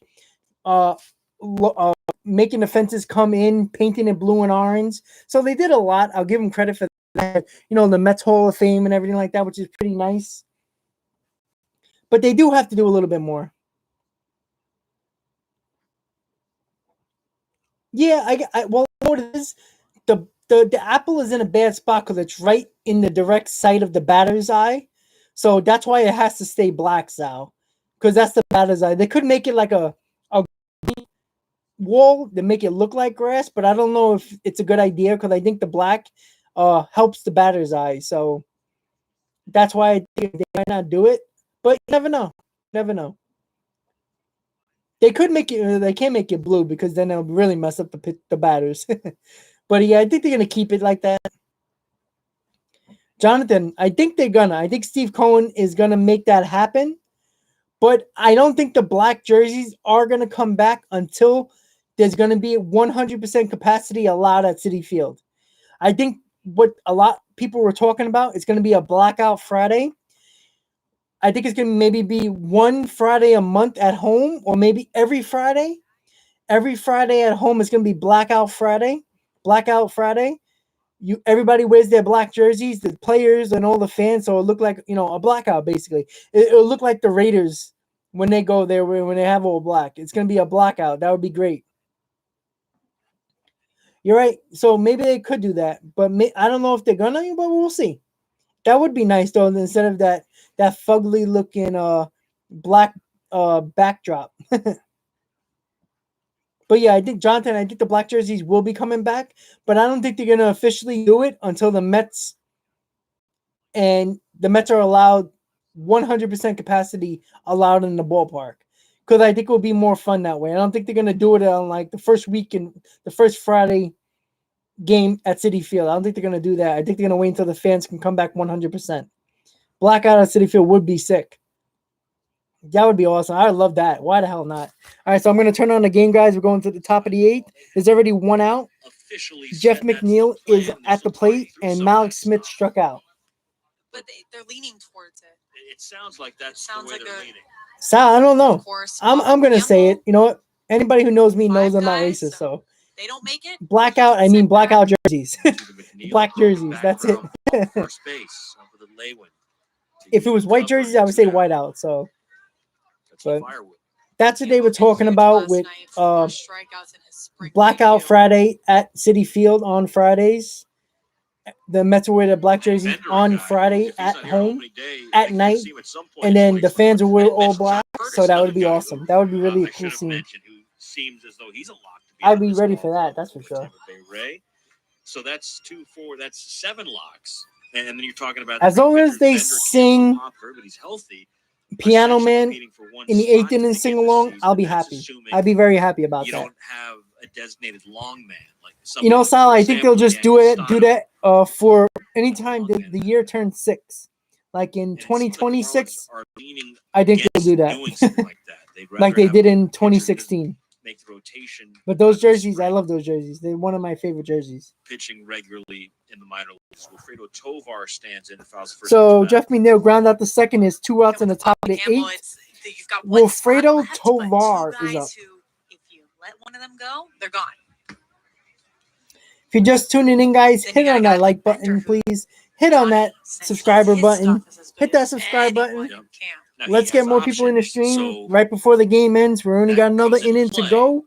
Mets are leading 2-1 in the top of the 8th with 2 outs. And Wilfredo Tovar is up at the plate, guys. We're listening to the Marlins radio broadcast because the game is not on TV. Injuries happen. People need rest. Oh, Jonathan, you know what's funny? You might start out in the minor leagues and you might not make the team out of camp. Doesn't mean we're not going to be seeing these guys. I don't know if anybody remembers in Shea Stadium when they used to get, I want you all to get up out of your seats right now. I want you to stick your head out the window and scream, and then it goes, "Let's go Mets." That was great when they used to do that at Shea Stadium. That was my favorite. I don't like the celebrities ones. I think that's very odd to me. There was a Chris Rock one, Kevin James, all those guys, but big cash prizes. Mikosuke Resort and Gaming is the spot. Yes, on the scoreboard. Yes, exactly, Jonathan. And we've already given out 5. Yes, I do remember that sound. The piano with the Terry Collins cameo. Guaranteed. So don't miss your chance to play. William, thanks again for the plug. For more information, thanks for the marketing. Or find us on Instagram at again. So, as William said, hit on that like button, everybody. Let's get the 1,000 subs. We passed 500. Next goal is 750. Then it's 1,000. Then this channel really gets big, and that's when things happen. That's when I can live stream at the Mets game on a regular basis on my phone. That's the biggest thing. And yes, Sal, the Mets did do that. The Rangers did do that. I remember that also. So we're going to the bottom of the 8th, guys. The Mets are leading 2-1. The Mets are not scoring in the 8th. So let's see who's coming in the pitch for the Mets, and let's see if they hold it down.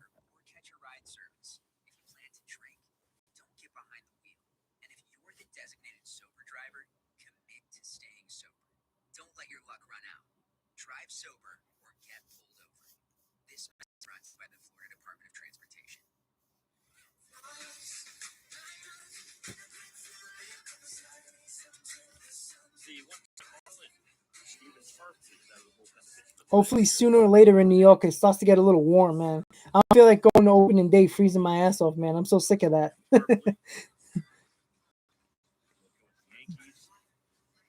year he pitched in 12 games for Miami. I know, Carl. Listen, I've had problems with the Wi-Fi and my connection too yesterday. It sucks sometimes, but we can't control it, unfortunately. It happens, man. Streaming for a couple of hours takes a toll on the Wi-Fi. So, what? So far, so good. Let's not jinx it, but I know you had an issue, but we all do. It just happens sometimes, but it's what we can do, and it's out of our control. It's all we can do. All right, guys. So Stephen Tarpley is another interesting guy, left-handed pitcher that was pitching for the Marlins the last couple of years. Let's see what he does. He's another guy that might make this team. So we just wait and see. Let's see what he does. Bottom of the 8, guys. Mets are leading 2-1. Let's listen in. For the first time today, 3 for 9, a double, 3 RBIs this spring. This is 8th appearance. And Tarpley's first pitch runs inside, goes past the catcher to the screen. Caleb Joseph is the Mets catcher. Took over for Tomas Nido. James McCann will be the Mets' primary catcher. Sal, this yeah, year. I miss Terry too. I didn't Sox think Terry was a good free manager contract. either, and then obviously he Very changed my busy mind in offseason for these 2015. 1-0 pitch to Leon. Oh, He's taken Carl, all the way. 85 and Looks at sunny. strike outside That's black. not cool. It's 38 in New York right now. So yes, Eddie Alvarez I'm on freezing. deck. Even though I'm not freezing because I'm in my house, but it's cold out. Pitcher spot. On 1-1, Leon bouncing ball to the third baseman. Big hop for Brandon Drury, former D-back. All right, one down, guys. Bottom of the 8. Probably got one out so far. Well, Kelly, Oh, tomorrow's the big day. The NCAA tournament gets going. Your Syracuse Orange men will be in the mix. You fill out your bracket already? I almost won it one year, and I'm still bitter about this. This was when Villanova won on that, what was it, the last second? Yeah, it must have been 2016. And I had UNC to take it. Ugh. And I ended up in third. Eddie Alvarez takes a strike. Villanova was a rival of ours. Right. So you hold a grudge, huh? A big one. Yeah. Villanova fun is what we used to call them. And I would have won it all. I filled out my bracket about Sal, 30 38 seconds and before it gray. was due. So you're a double loser in this scenario. So, Oh, Carl from Sag Harbor. You're in Keith Hernandez and woods. Syracuse had made it far. I think they were Final Four that. I think it was Final Four that year. Yeah, you know what, man? I was never a big I college can't wait to move to basketball Florida. person That's until probably I got going to be to my Syracuse. I was like, destination in the "Whoa, next what's year or happening?" two. It's hard not to be when you're there. Are you a March Madness person? Working on my I am. I like transfer. college basketball. another They put Costco Eddie in Alvarez Florida. is line to right, sinking quickly and down for a base hit. So the Marlins have the tying man out. All right, the Marlins got a guy on with one out. And in the pitcher Alvarez spot, got a base hit. where we had seen J.J. Bleday earlier as a pitcher, now we're going to get Peyton Burdick to bat. I'm a Northwestern alumnus and live and die this year, die exclusively with the Wildcats. So there'll be no March Madness for Northwestern. But I've got a son at Sag Alabama. Harbor's They had very a great nice, though. basketball season Beautiful this out year. there. Won the SEC regular It's way out season there. and the SEC postseason Probably tournament. about So Roll Tide almost a in 2-hour drive March from Queens to this Sag year. We'll Harbor. see Maybe a little what more. John Petty and Herb Jones and the boys can do. I picked Bam. I took Bam. Yeah, you say Carl you go probably with your saw heart. Keith I took Bam in my Hernandez bracket this roaming year. around with Haji. I his know cat. it's maybe a stretch as Peyton Burdick takes outside ball one. I don't think I've seen anybody who didn't pick Gonzaga already. Man, the Zags. I had a friend who used to pick the mascots. She was Right. a big sports person, and she won it all. Wow. She would be like, "Yay, sports!" and just pick the mascots. It's funny how that Oof, happens. 2 hours. Ouch. 1-0 Tarpley to Burdick. Right-handed batter It's takes not a high trip on that I ball. want to do often, going to the Mets games. So let's see. When you look at the Marlins who are in camp this year, there are a handful who have vested interest in this tournament this year. You get Brian Anderson out of Arkansas. Razorbacks had a great year, though they couldn't get past Alabama in the SEC. Oh, forward They open traffic. up against Colgate Oh, Friday boy. afternoon. Ouch.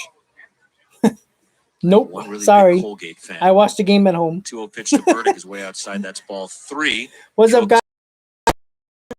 Sucks, my one-time Hit radio on that partner. like button, everybody. Hit on that subscribe button if you have not already. Thank you for tuning in. I love your support. Thank you Red so Sox much. played a 14-1 Listening to game the today, end so the of the fans are all Mets about Marlins game basketball. on the Marlins radio. So The you got game is Ryan not Anderson on rooting for Arkansas TV. against Colgate Friday afternoon. Unfortunately, Paul Campbell, whose it's a name big came up, trend he's a this Clemson alum. They got offseason Rutgers or Friday this spring night in the training. first round. A There's lot ball of four, games missing haven't been on McBurdick, TV, who and had the it's bat not flip good go for right. MLB and their He marketing, their started team, to flip it toward the their dugout, kind of teams, their stopped, and the players, bat went the straight up in sport. the air. He had to They run need to for start cover. fixing that really This is quick. a strong guy. You've heard us mention. The bat was afraid. Didn't want to hit him. Oh, Carl, I He don't might blame hit you. I would have back. done the same thing. Gonna get a meeting at the mound now. Hell as yeah. We get Alvarez free heads down tickets. to Let's second. go. Burdick's at first after the walk. Yeah, they've been talking This about is the gonna brackets be too much Lewis now. Brinson in a big spot. Talking about the Down a run, Syracuse 2-1, Orange inning, Men. 2 on with 1 out. Brinson batting for the first time. So first and John second, one out Curtis, guys, whose name bottom we of the mentioned eighth. inning ago, Stephen New Tarpley Orleans reliever is this trying year. to hold He's it down in University the of bottom of the Texas eighth. alum, Hook 'em Horns. They've got Abilene Christian Saturday night in the first round. Brian Miller at the University of North Carolina. You got the Tar Heels and the Badgers, Wisconsin, Friday night. Cameron Meisner out of Mizzou. Missouri's got Oklahoma. An old Big 8 or Big 12 matchup. Missouri now in the SEC, but they play Saturday night in the first round. Manfred Cody is a Poteet, clown. big Like, league I camp don't to understand start during the spring this year. training. He's a UCLA Wouldn't you want alumnus. a lot of your games UCLA's got from Michigan spring State in training the to be first four televised tomorrow across night. the That's quite a country? first four It just matchup, doesn't make UCLA sense. Like, and Michigan State. I don't understand this, Sal. I Marquee really brand don't. Like, names playing in the first four. they try to change the game with all these stupid rules. This guy on second and extra innings, the 7-inning doubleheaders, the bigger bases, all this stupid, not the three battle rule, all these stupid rules that think are going to draw people to the game. That's not. You know what's going to draw people to the game? Put it in on TV when it's beautiful out in Florida and in Arizona. It makes no sense. Watching a spring training game is one of the most interesting things you can. Not only is you see all your minor league players, all your prospects, but you get to finally see baseball after a rough winter. And it's so much fun. Like, But here's where I want to know. people Garrett will Cooper, enjoy it. Put it on Auburn's TV. Ryan, fiance, what's up, buddy? played soccer You joined at us in the Rutgers. 8th inning. What's up? How you They're in doing? there, so Hit maybe on that like button. Thank you so much for joining in. Auburn had kind of a down year. They're So right now the Mets are leading 2-1. self-imposed Bottom of the penalties 8th. also. They weren't It's first making and the second, tournament one anyway out, this and the year. Marlins are at bat. Don't want to kick a man when he's down, but there's a called strike 1 and 2 to All is Brinson. fair in the March Madness. Facts Movie are The facts. Express. Doesn't bother I don't the think kid I in heard of Alabama. it, Sal. What is that We know about? that Alabama and Auburn don't get along very well. Although I'll give you this, Sharif Cooper can play some point guard at Auburn. That's my SEC scouting report for the day. Thank you for hitting that like button, Ryan. Thank you guys so much for tuning in to the Mets live radio broadcast from the Marlins Radio Network. And Tarpley just struck out Lewis Brinson. 2 outs, first and second in the bottom of the 8th. The Mets are still leading 2-1. So let's go, guys. Let's get this done. Let's get out of this 8th inning. Hopefully scoring more runs in the top of the 9th. And let's see who pitched tonight to close it out. Maybe it'll be Diaz. We shall see. Put them in your bracket? I don't even have a bracket. You don't have this a year. bracket? Come on. I don't. I know. Who doesn't have a bracket? Me. I didn't do a bracket this year. No. It's not too late. Sierra stands maybe in right and after takes a this. strike. You've motivated me. If for no other reason than the friendly competition we'll have in this booth. We've got John, thank goodness, 2 outs. Well, Kyle Seeloff. it's not done yet, so we'll see how that goes. Got JP Arancibia, a Tennessee alum. Vols are in the tournament. 0-1 to Mags is fouled off to the left.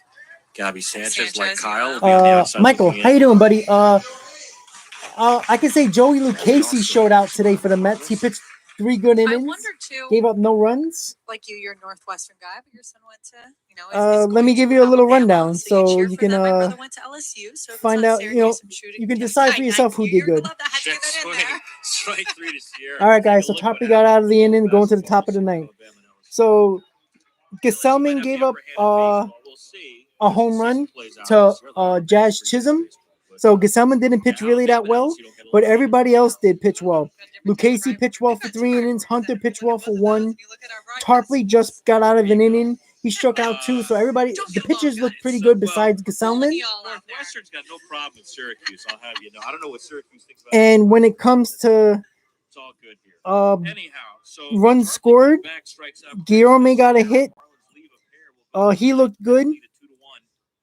There wasn't a lot of big time performances. Lindor was 2 for 3 today, so Lindor's starting to pick it up a little bit. But the Mets are winning 2-1 right now. So Michael, if you want to pick a guy who stand out today, I would say Joey Lucchesi, Michael. You know, Joey Lucchesi is going to be a big part of this bullpen, especially from the left side. And if Carrasco doesn't work out in the beginning with the injury, looking like he's going to be in the rotation, but if he can't start the season, Lucchesi can be an option for this rotation. So it's really nice to see Lucchesi pitching very well in the spring right now. Joe D, what's up? How's it going, buddy? Hit on that like button. Hit on that subscribe button, guys. If you haven't already, I thank you guys for that support. Thank you guys for tuning in. You know I appreciate it. We are going to the top of the ninth, guys. The Mets are leading 2-1. When the game comes back on, I will increase the volume of the radio so you guys can hear the game. Joe D, thank you for tuning in. Hit on that like button. Hit on that subscriber button. Michael, you do the same if you haven't already. Thank you, guys. And Michael, I agree with you. We do need that. We do need that depth in the bullpen, and we do need the depth in the rotation, which we will get with Lucchesi and Yamamoto. But I am still a little worried about the bullpen when it comes to Gesellman and Diaz and Betances and Familia, Drew Smith, Loop, all those guys, and Trevor May. I don't trust them. You know, I trust Lugo, but he's not going to be there. Thank you so much, Joe D. You're the best. Thank you so much. Tarpley is the lefty that they signed for, as a minor league invite. He pitched for the Marlins the last couple of years, the left-handed pitcher. He pitched well for the Marlins, but he hasn't pitched well in spring training for the Mets. He's been okay, but not great, Michael. He pitched well today. He got out of the 8th, so we shall see. Jonathan, I trust Villar with the bat. Defensively, he scares the hell out of me. You know, so, but we got to wait and see, you know, like, we're going to really know what this team's going to look like, obviously, in 2 weeks. But I want to see a pitcher stand out, like a bullpen arm stand out, like a McWilliams, a Tarpley, a Hunter, a Montgomery. The guys that might not make the team and might end up in the minors, or they might just ask for their release. It's really, you know, nobody's really standing out big time for the guys that they invited to spring training on a minor league deal, even Jerry Blevins. But I think if there's a default guy, I think if nobody really shows up, I think McWilliams will make this bullpen. And that's another big arm the Mets could use. So we just got to wait and see. But at the end of the day, the bullpen is one of the scariest things and the biggest things we have to worry about right now. Joe D, I do not trust May. And the reason why is because I know he's been good with the Twins for the last couple of years, but I want to see him do it in New York. He hasn't looked good in spring training. He has a little over a 5 ERA in spring training. Now, I know sometimes the pitchers are trying to work on things, work on different pitchers, work on different grips and everything like that, but he hasn't pitched well, and this is what I'm going by right now. I'm not going by his past with the Twins. All right, guys, so I'm going right now to the top of the 9th, and there's already 1 out. Brandon Jordy struck out. So let's see if the Mets can get at least another run to expand the lead. To right now, it's only 2-1. These teams, the Mets and Marlins, are going to meet 19 times in the regular season. Jonathan, I think Villar's going to make the team no matter what. I think they really like Villar. I think Peraza is going to be an option as like a depth piece in the minors, probably in Syracuse and AAA. But I don't know if he has an opt-out Peraza. If he doesn't, it would be a nice depth piece to keep in the minors for sure. I agree, Sal. I really wanted Hendricks. But I think he wanted to close. I don't think the Mets wanted to promise any pitcher that they had the option to close, because I think they love Diaz. But you know, there's a lot of guys out there I thought the Mets were going to get, and they didn't get really anybody. So they, you know, the big guys they got was Loop and May. So you know, Sandy's trusting the guys that we have, but they haven't really shown it, any of them in spring training. Diaz looks lights out, but we all know with Diaz, the problem is during the season. When you got to put him in and he starts putting runners on base and walking guys, that's when we're going to have the problem with Diaz. But we got to wait and see. So right now, guys, it's 2 outs. Top of the ninth, the Mets still lead 2-1.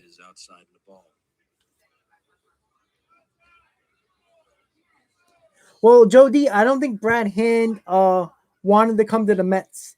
And the Mets did not promise him the closer spot, and he wanted to close. So he went to Washington. So I think that was the issue with that. Right side, ranging to his left, Alvarez from the outfield grass. The second baseman's on the first for that. All right, guys, the Mets didn't score, so we're going to the bottom of the ninth. Let's see who's going to pitch. We're going to see who's going to pitch the ninth to close it out for the Mets to see if they get the W. No base runners allowed, 8 Ks. We go to the bottom of the ninth. Now last call for the Marlins. It's 2-1 Mets on the Marlins radio network, driven by Auto Nation. Listen up, Florida. Yeah, I know. I would have minded Hand, but I think it was out of the Mets' hand for the most part. No pun intended. I think Brad Hand wanted to close, and I also think he didn't want to come to New York. So I think it was just. I think if Hand would have wanted to come to New York, I think the Mets would have got him, but he didn't want to come to New York. So Hendricks, he wanted to close, so it's not surprising that he didn't come to the Mets. I mean, I don't understand why the Mets basically gave Diaz the closer spot. I think that's stupid because when if Diaz doesn't work out, Lugo's not going to be in until like the middle of May. Who is going to be a closer? Who do you trust to fill that role if Diaz is not pitching well? I damn sure don't want to see some Familia. Betances is terrible.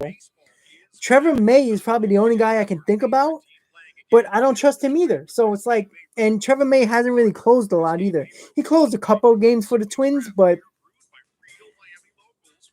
he's not a closer. So it's troubling, and that's what I worry about.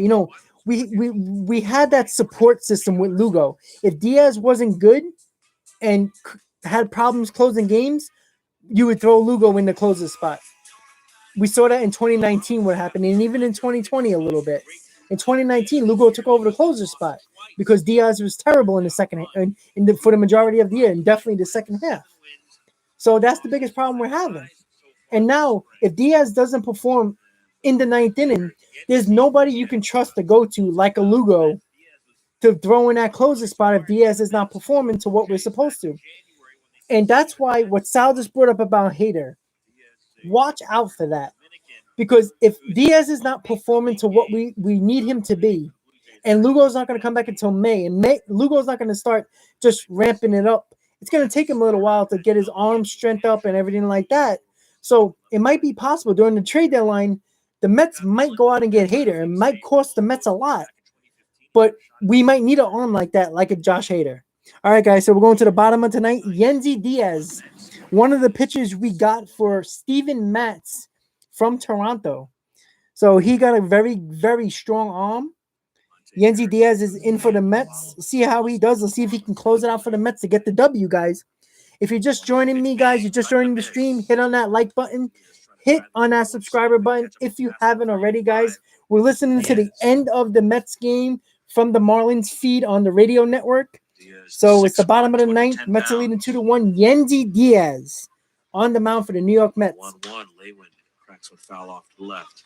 And Yennsy Diaz is a guy, one of the prospects we got for Steven Matz when we made that trade with Toronto.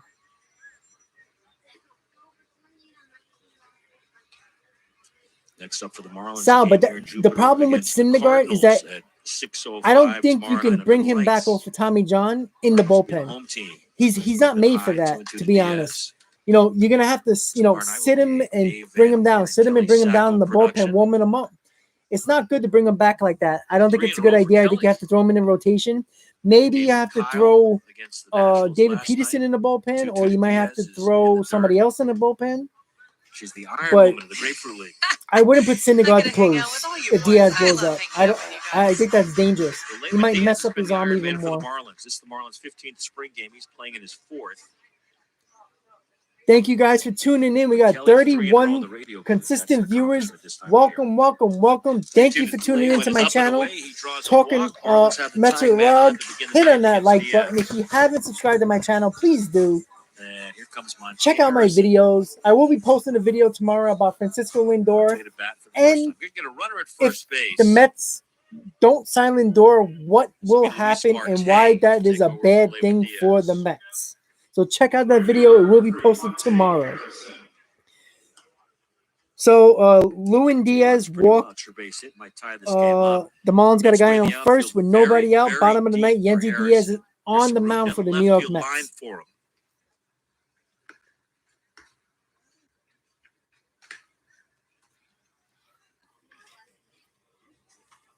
First pitch to Monte is in the air down the right field line, twisting into foul ground and over near the dugout. And the first baseman is going to get over there, Mazika, to make the catch. So All right, one out Mets. Monte Here we go. fouls the first.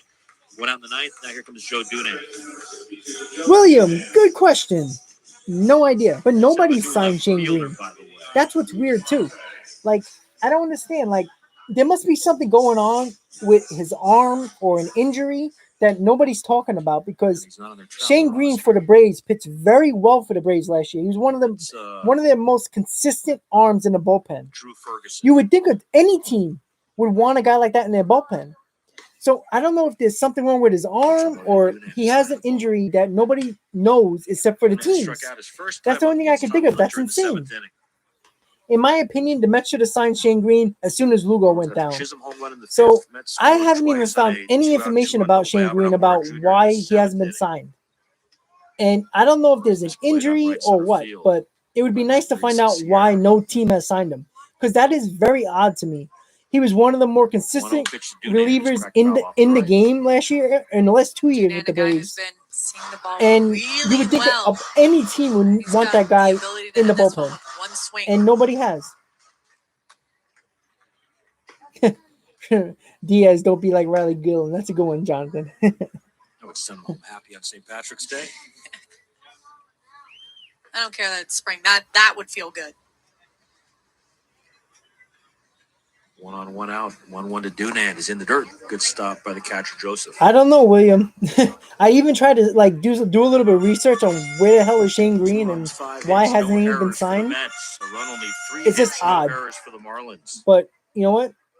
The Mets don't seem like they're interested at all. So it's just, when we talked about it a couple of weeks, or it was about almost a month ago, when Brad Hand was still available and those guys and Tarp and Jeffries, I did a video on those three guys. Jeffries signed, and then Hand signed, and then Shane Green is like nowhere to be found, and he was one of the better bullpen arms in the game. Very consistent. So I don't know. Now they're 0 for 3 today with men in scoring position. But you know what? As bad as this bullpen might be, it's very dangerous going into the season with this type of bullpen. Thank you guys for tuning in. If you haven't liked this stream, hit that like button. Hit that subscriber button, everybody. Thank you for tuning in. We're listening to the Mets live stream from the Marlins Radio Network. It's the bottom of the ninth with 1 out. The Mets are leading 2-1. Pitch was away. Sal, I have no idea. We can't see it. We have to wait until we see a highlight of it, I guess, from somebody's phone on SNY. A pitch he was looking for in that situation, and you don't want to force anything, especially with a pitch like that. You just swing to swing, and then you ground out to the double play, and it's the ball game. That's a mature approach. And that's something that Donnie's really liked. Looking not just for a strike, but looking for a pitch he can do some So, damage. Sal, I don't think they were in a green jersey, but I don't know because they're not on TV. The count's full. We'll see if weird. Marte runs with 1 out. There's a throw over as Diaz is sticking along those same lines. Really good day for Sandy Alcantara. That's the headline coming out of this one for the Marlins today. 5 innings of 3 hits, shutout ball, no walks, 9 strikeouts. Long hold, 3-2. Runner does not go. Dunant slams one to left field. Long run, Ferguson going back. It is out of here. A walk-off 2-run homer for Joe Dunant. And the Marlins win it 3-2.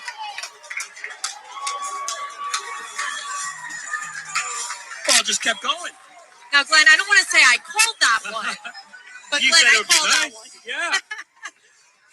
Well, guys, the Marlins just walked off the Mets on a 2-run homer by Joe Dunan. So Yandy Diaz gave up the game-winning home run. The Marlins win the game 3-2.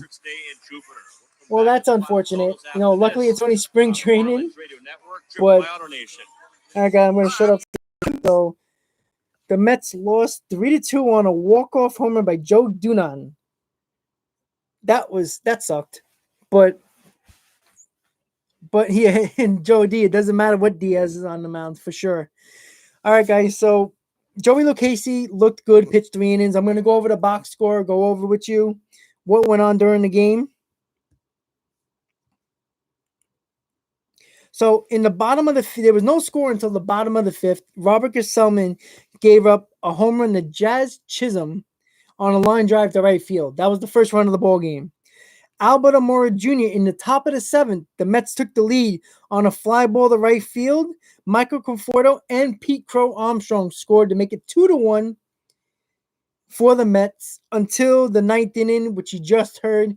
Joe Dunan hits a 2-run home run over the left field wall, and it was given up by Yandy Diaz, the one of the minor league guys that the Mets got back in the Steven Matz deal. So the Mets lose 3-2 on a walk-off in the bottom of the 9th. Mets lose to the Marlins 3-2. So that is your game. Gonna tell you about the Mets and their pitchers who pitched today, how they looked. Joey Lucchesi was the star of the show, of the game, when it came to the pitcher that we were looking at the most. Pitched 3 innings, two walks, 4 strikeouts, no hits, no runs. Looked good. Robert Gesellman pitched 2 innings, 2 hits, 1 earned run, and the home run by Chaz Chisholm. Jacob Barnes pitched 1 inning, had 1 strikeout. Tommy Hunter, 1 inning, 1 walk, 1 strikeout. Stephen Tarpley, 1 inning, 1 hit, 1 walk, 2 strikeouts. And as you just heard, Yandy Diaz only pitched a third of an inning because he gave up the 2-run home run to win the game for the Marlins. He gave up 2 runs, 1 walk, 1 home run, no strikeouts. So that was your pitching performances by the Mets. The Mets lose 3-2 on a walk-off to the Marlins. Ernie, how you doing, buddy? Sorry you came so late. The Mets just lost on a walk-off home run by Joe Dunan of the Marlins. The Mets lost. Unfortunately, it was only spring training, thank God. But, Ernie, I'm going to do another quick recap of what happened during the game and the plays of the game, the scoring. One more time for my regular Ernie. What's up? So, in the bottom of the 5th, that was the first run scored. Jad Chisholm scored hit a home run over the wall to make it 1-0. Then the other game, the run scored happened in the top of the 7th. Albert Amora Jr. hit a double to bring home Conforto and Pete Crow Armstrong to make it 2-1.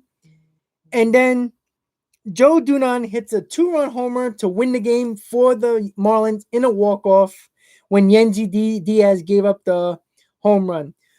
So thank you guys for tuning in, watching, liking, hitting that subscribe button. Joey, you are welcome. Keep on coming back, Joey. If you haven't hit that subscriber button, hit that subscriber button so you can get the notifications when I go live. I do this all the time with the games as much as possible. I live stream the games when they're not on TV, on the radio, so you guys can listen. I know not everybody's at home or have access to their phone and their radios on their phone and the apps and all that. So this is what I do. Please continue to join me in my live streams. Check out my videos on my channel. I'm gonna end this live stream, guys. Thank you for spending 3 hours with me with the Mets and Marlins. Tune in tomorrow. I'll probably go live again. The game's on TV, so we probably won't have to play it on the radio. But check out my video that I will be doing about Lindor and his extension. Tomorrow it will be posted. If you haven't liked this stream, like this stream so more people can see it later on today. And thank you guys for watching. You know I always appreciate the time. Have a good night, guys. Be safe. And as always, let's go Mets. Have a good night, everybody.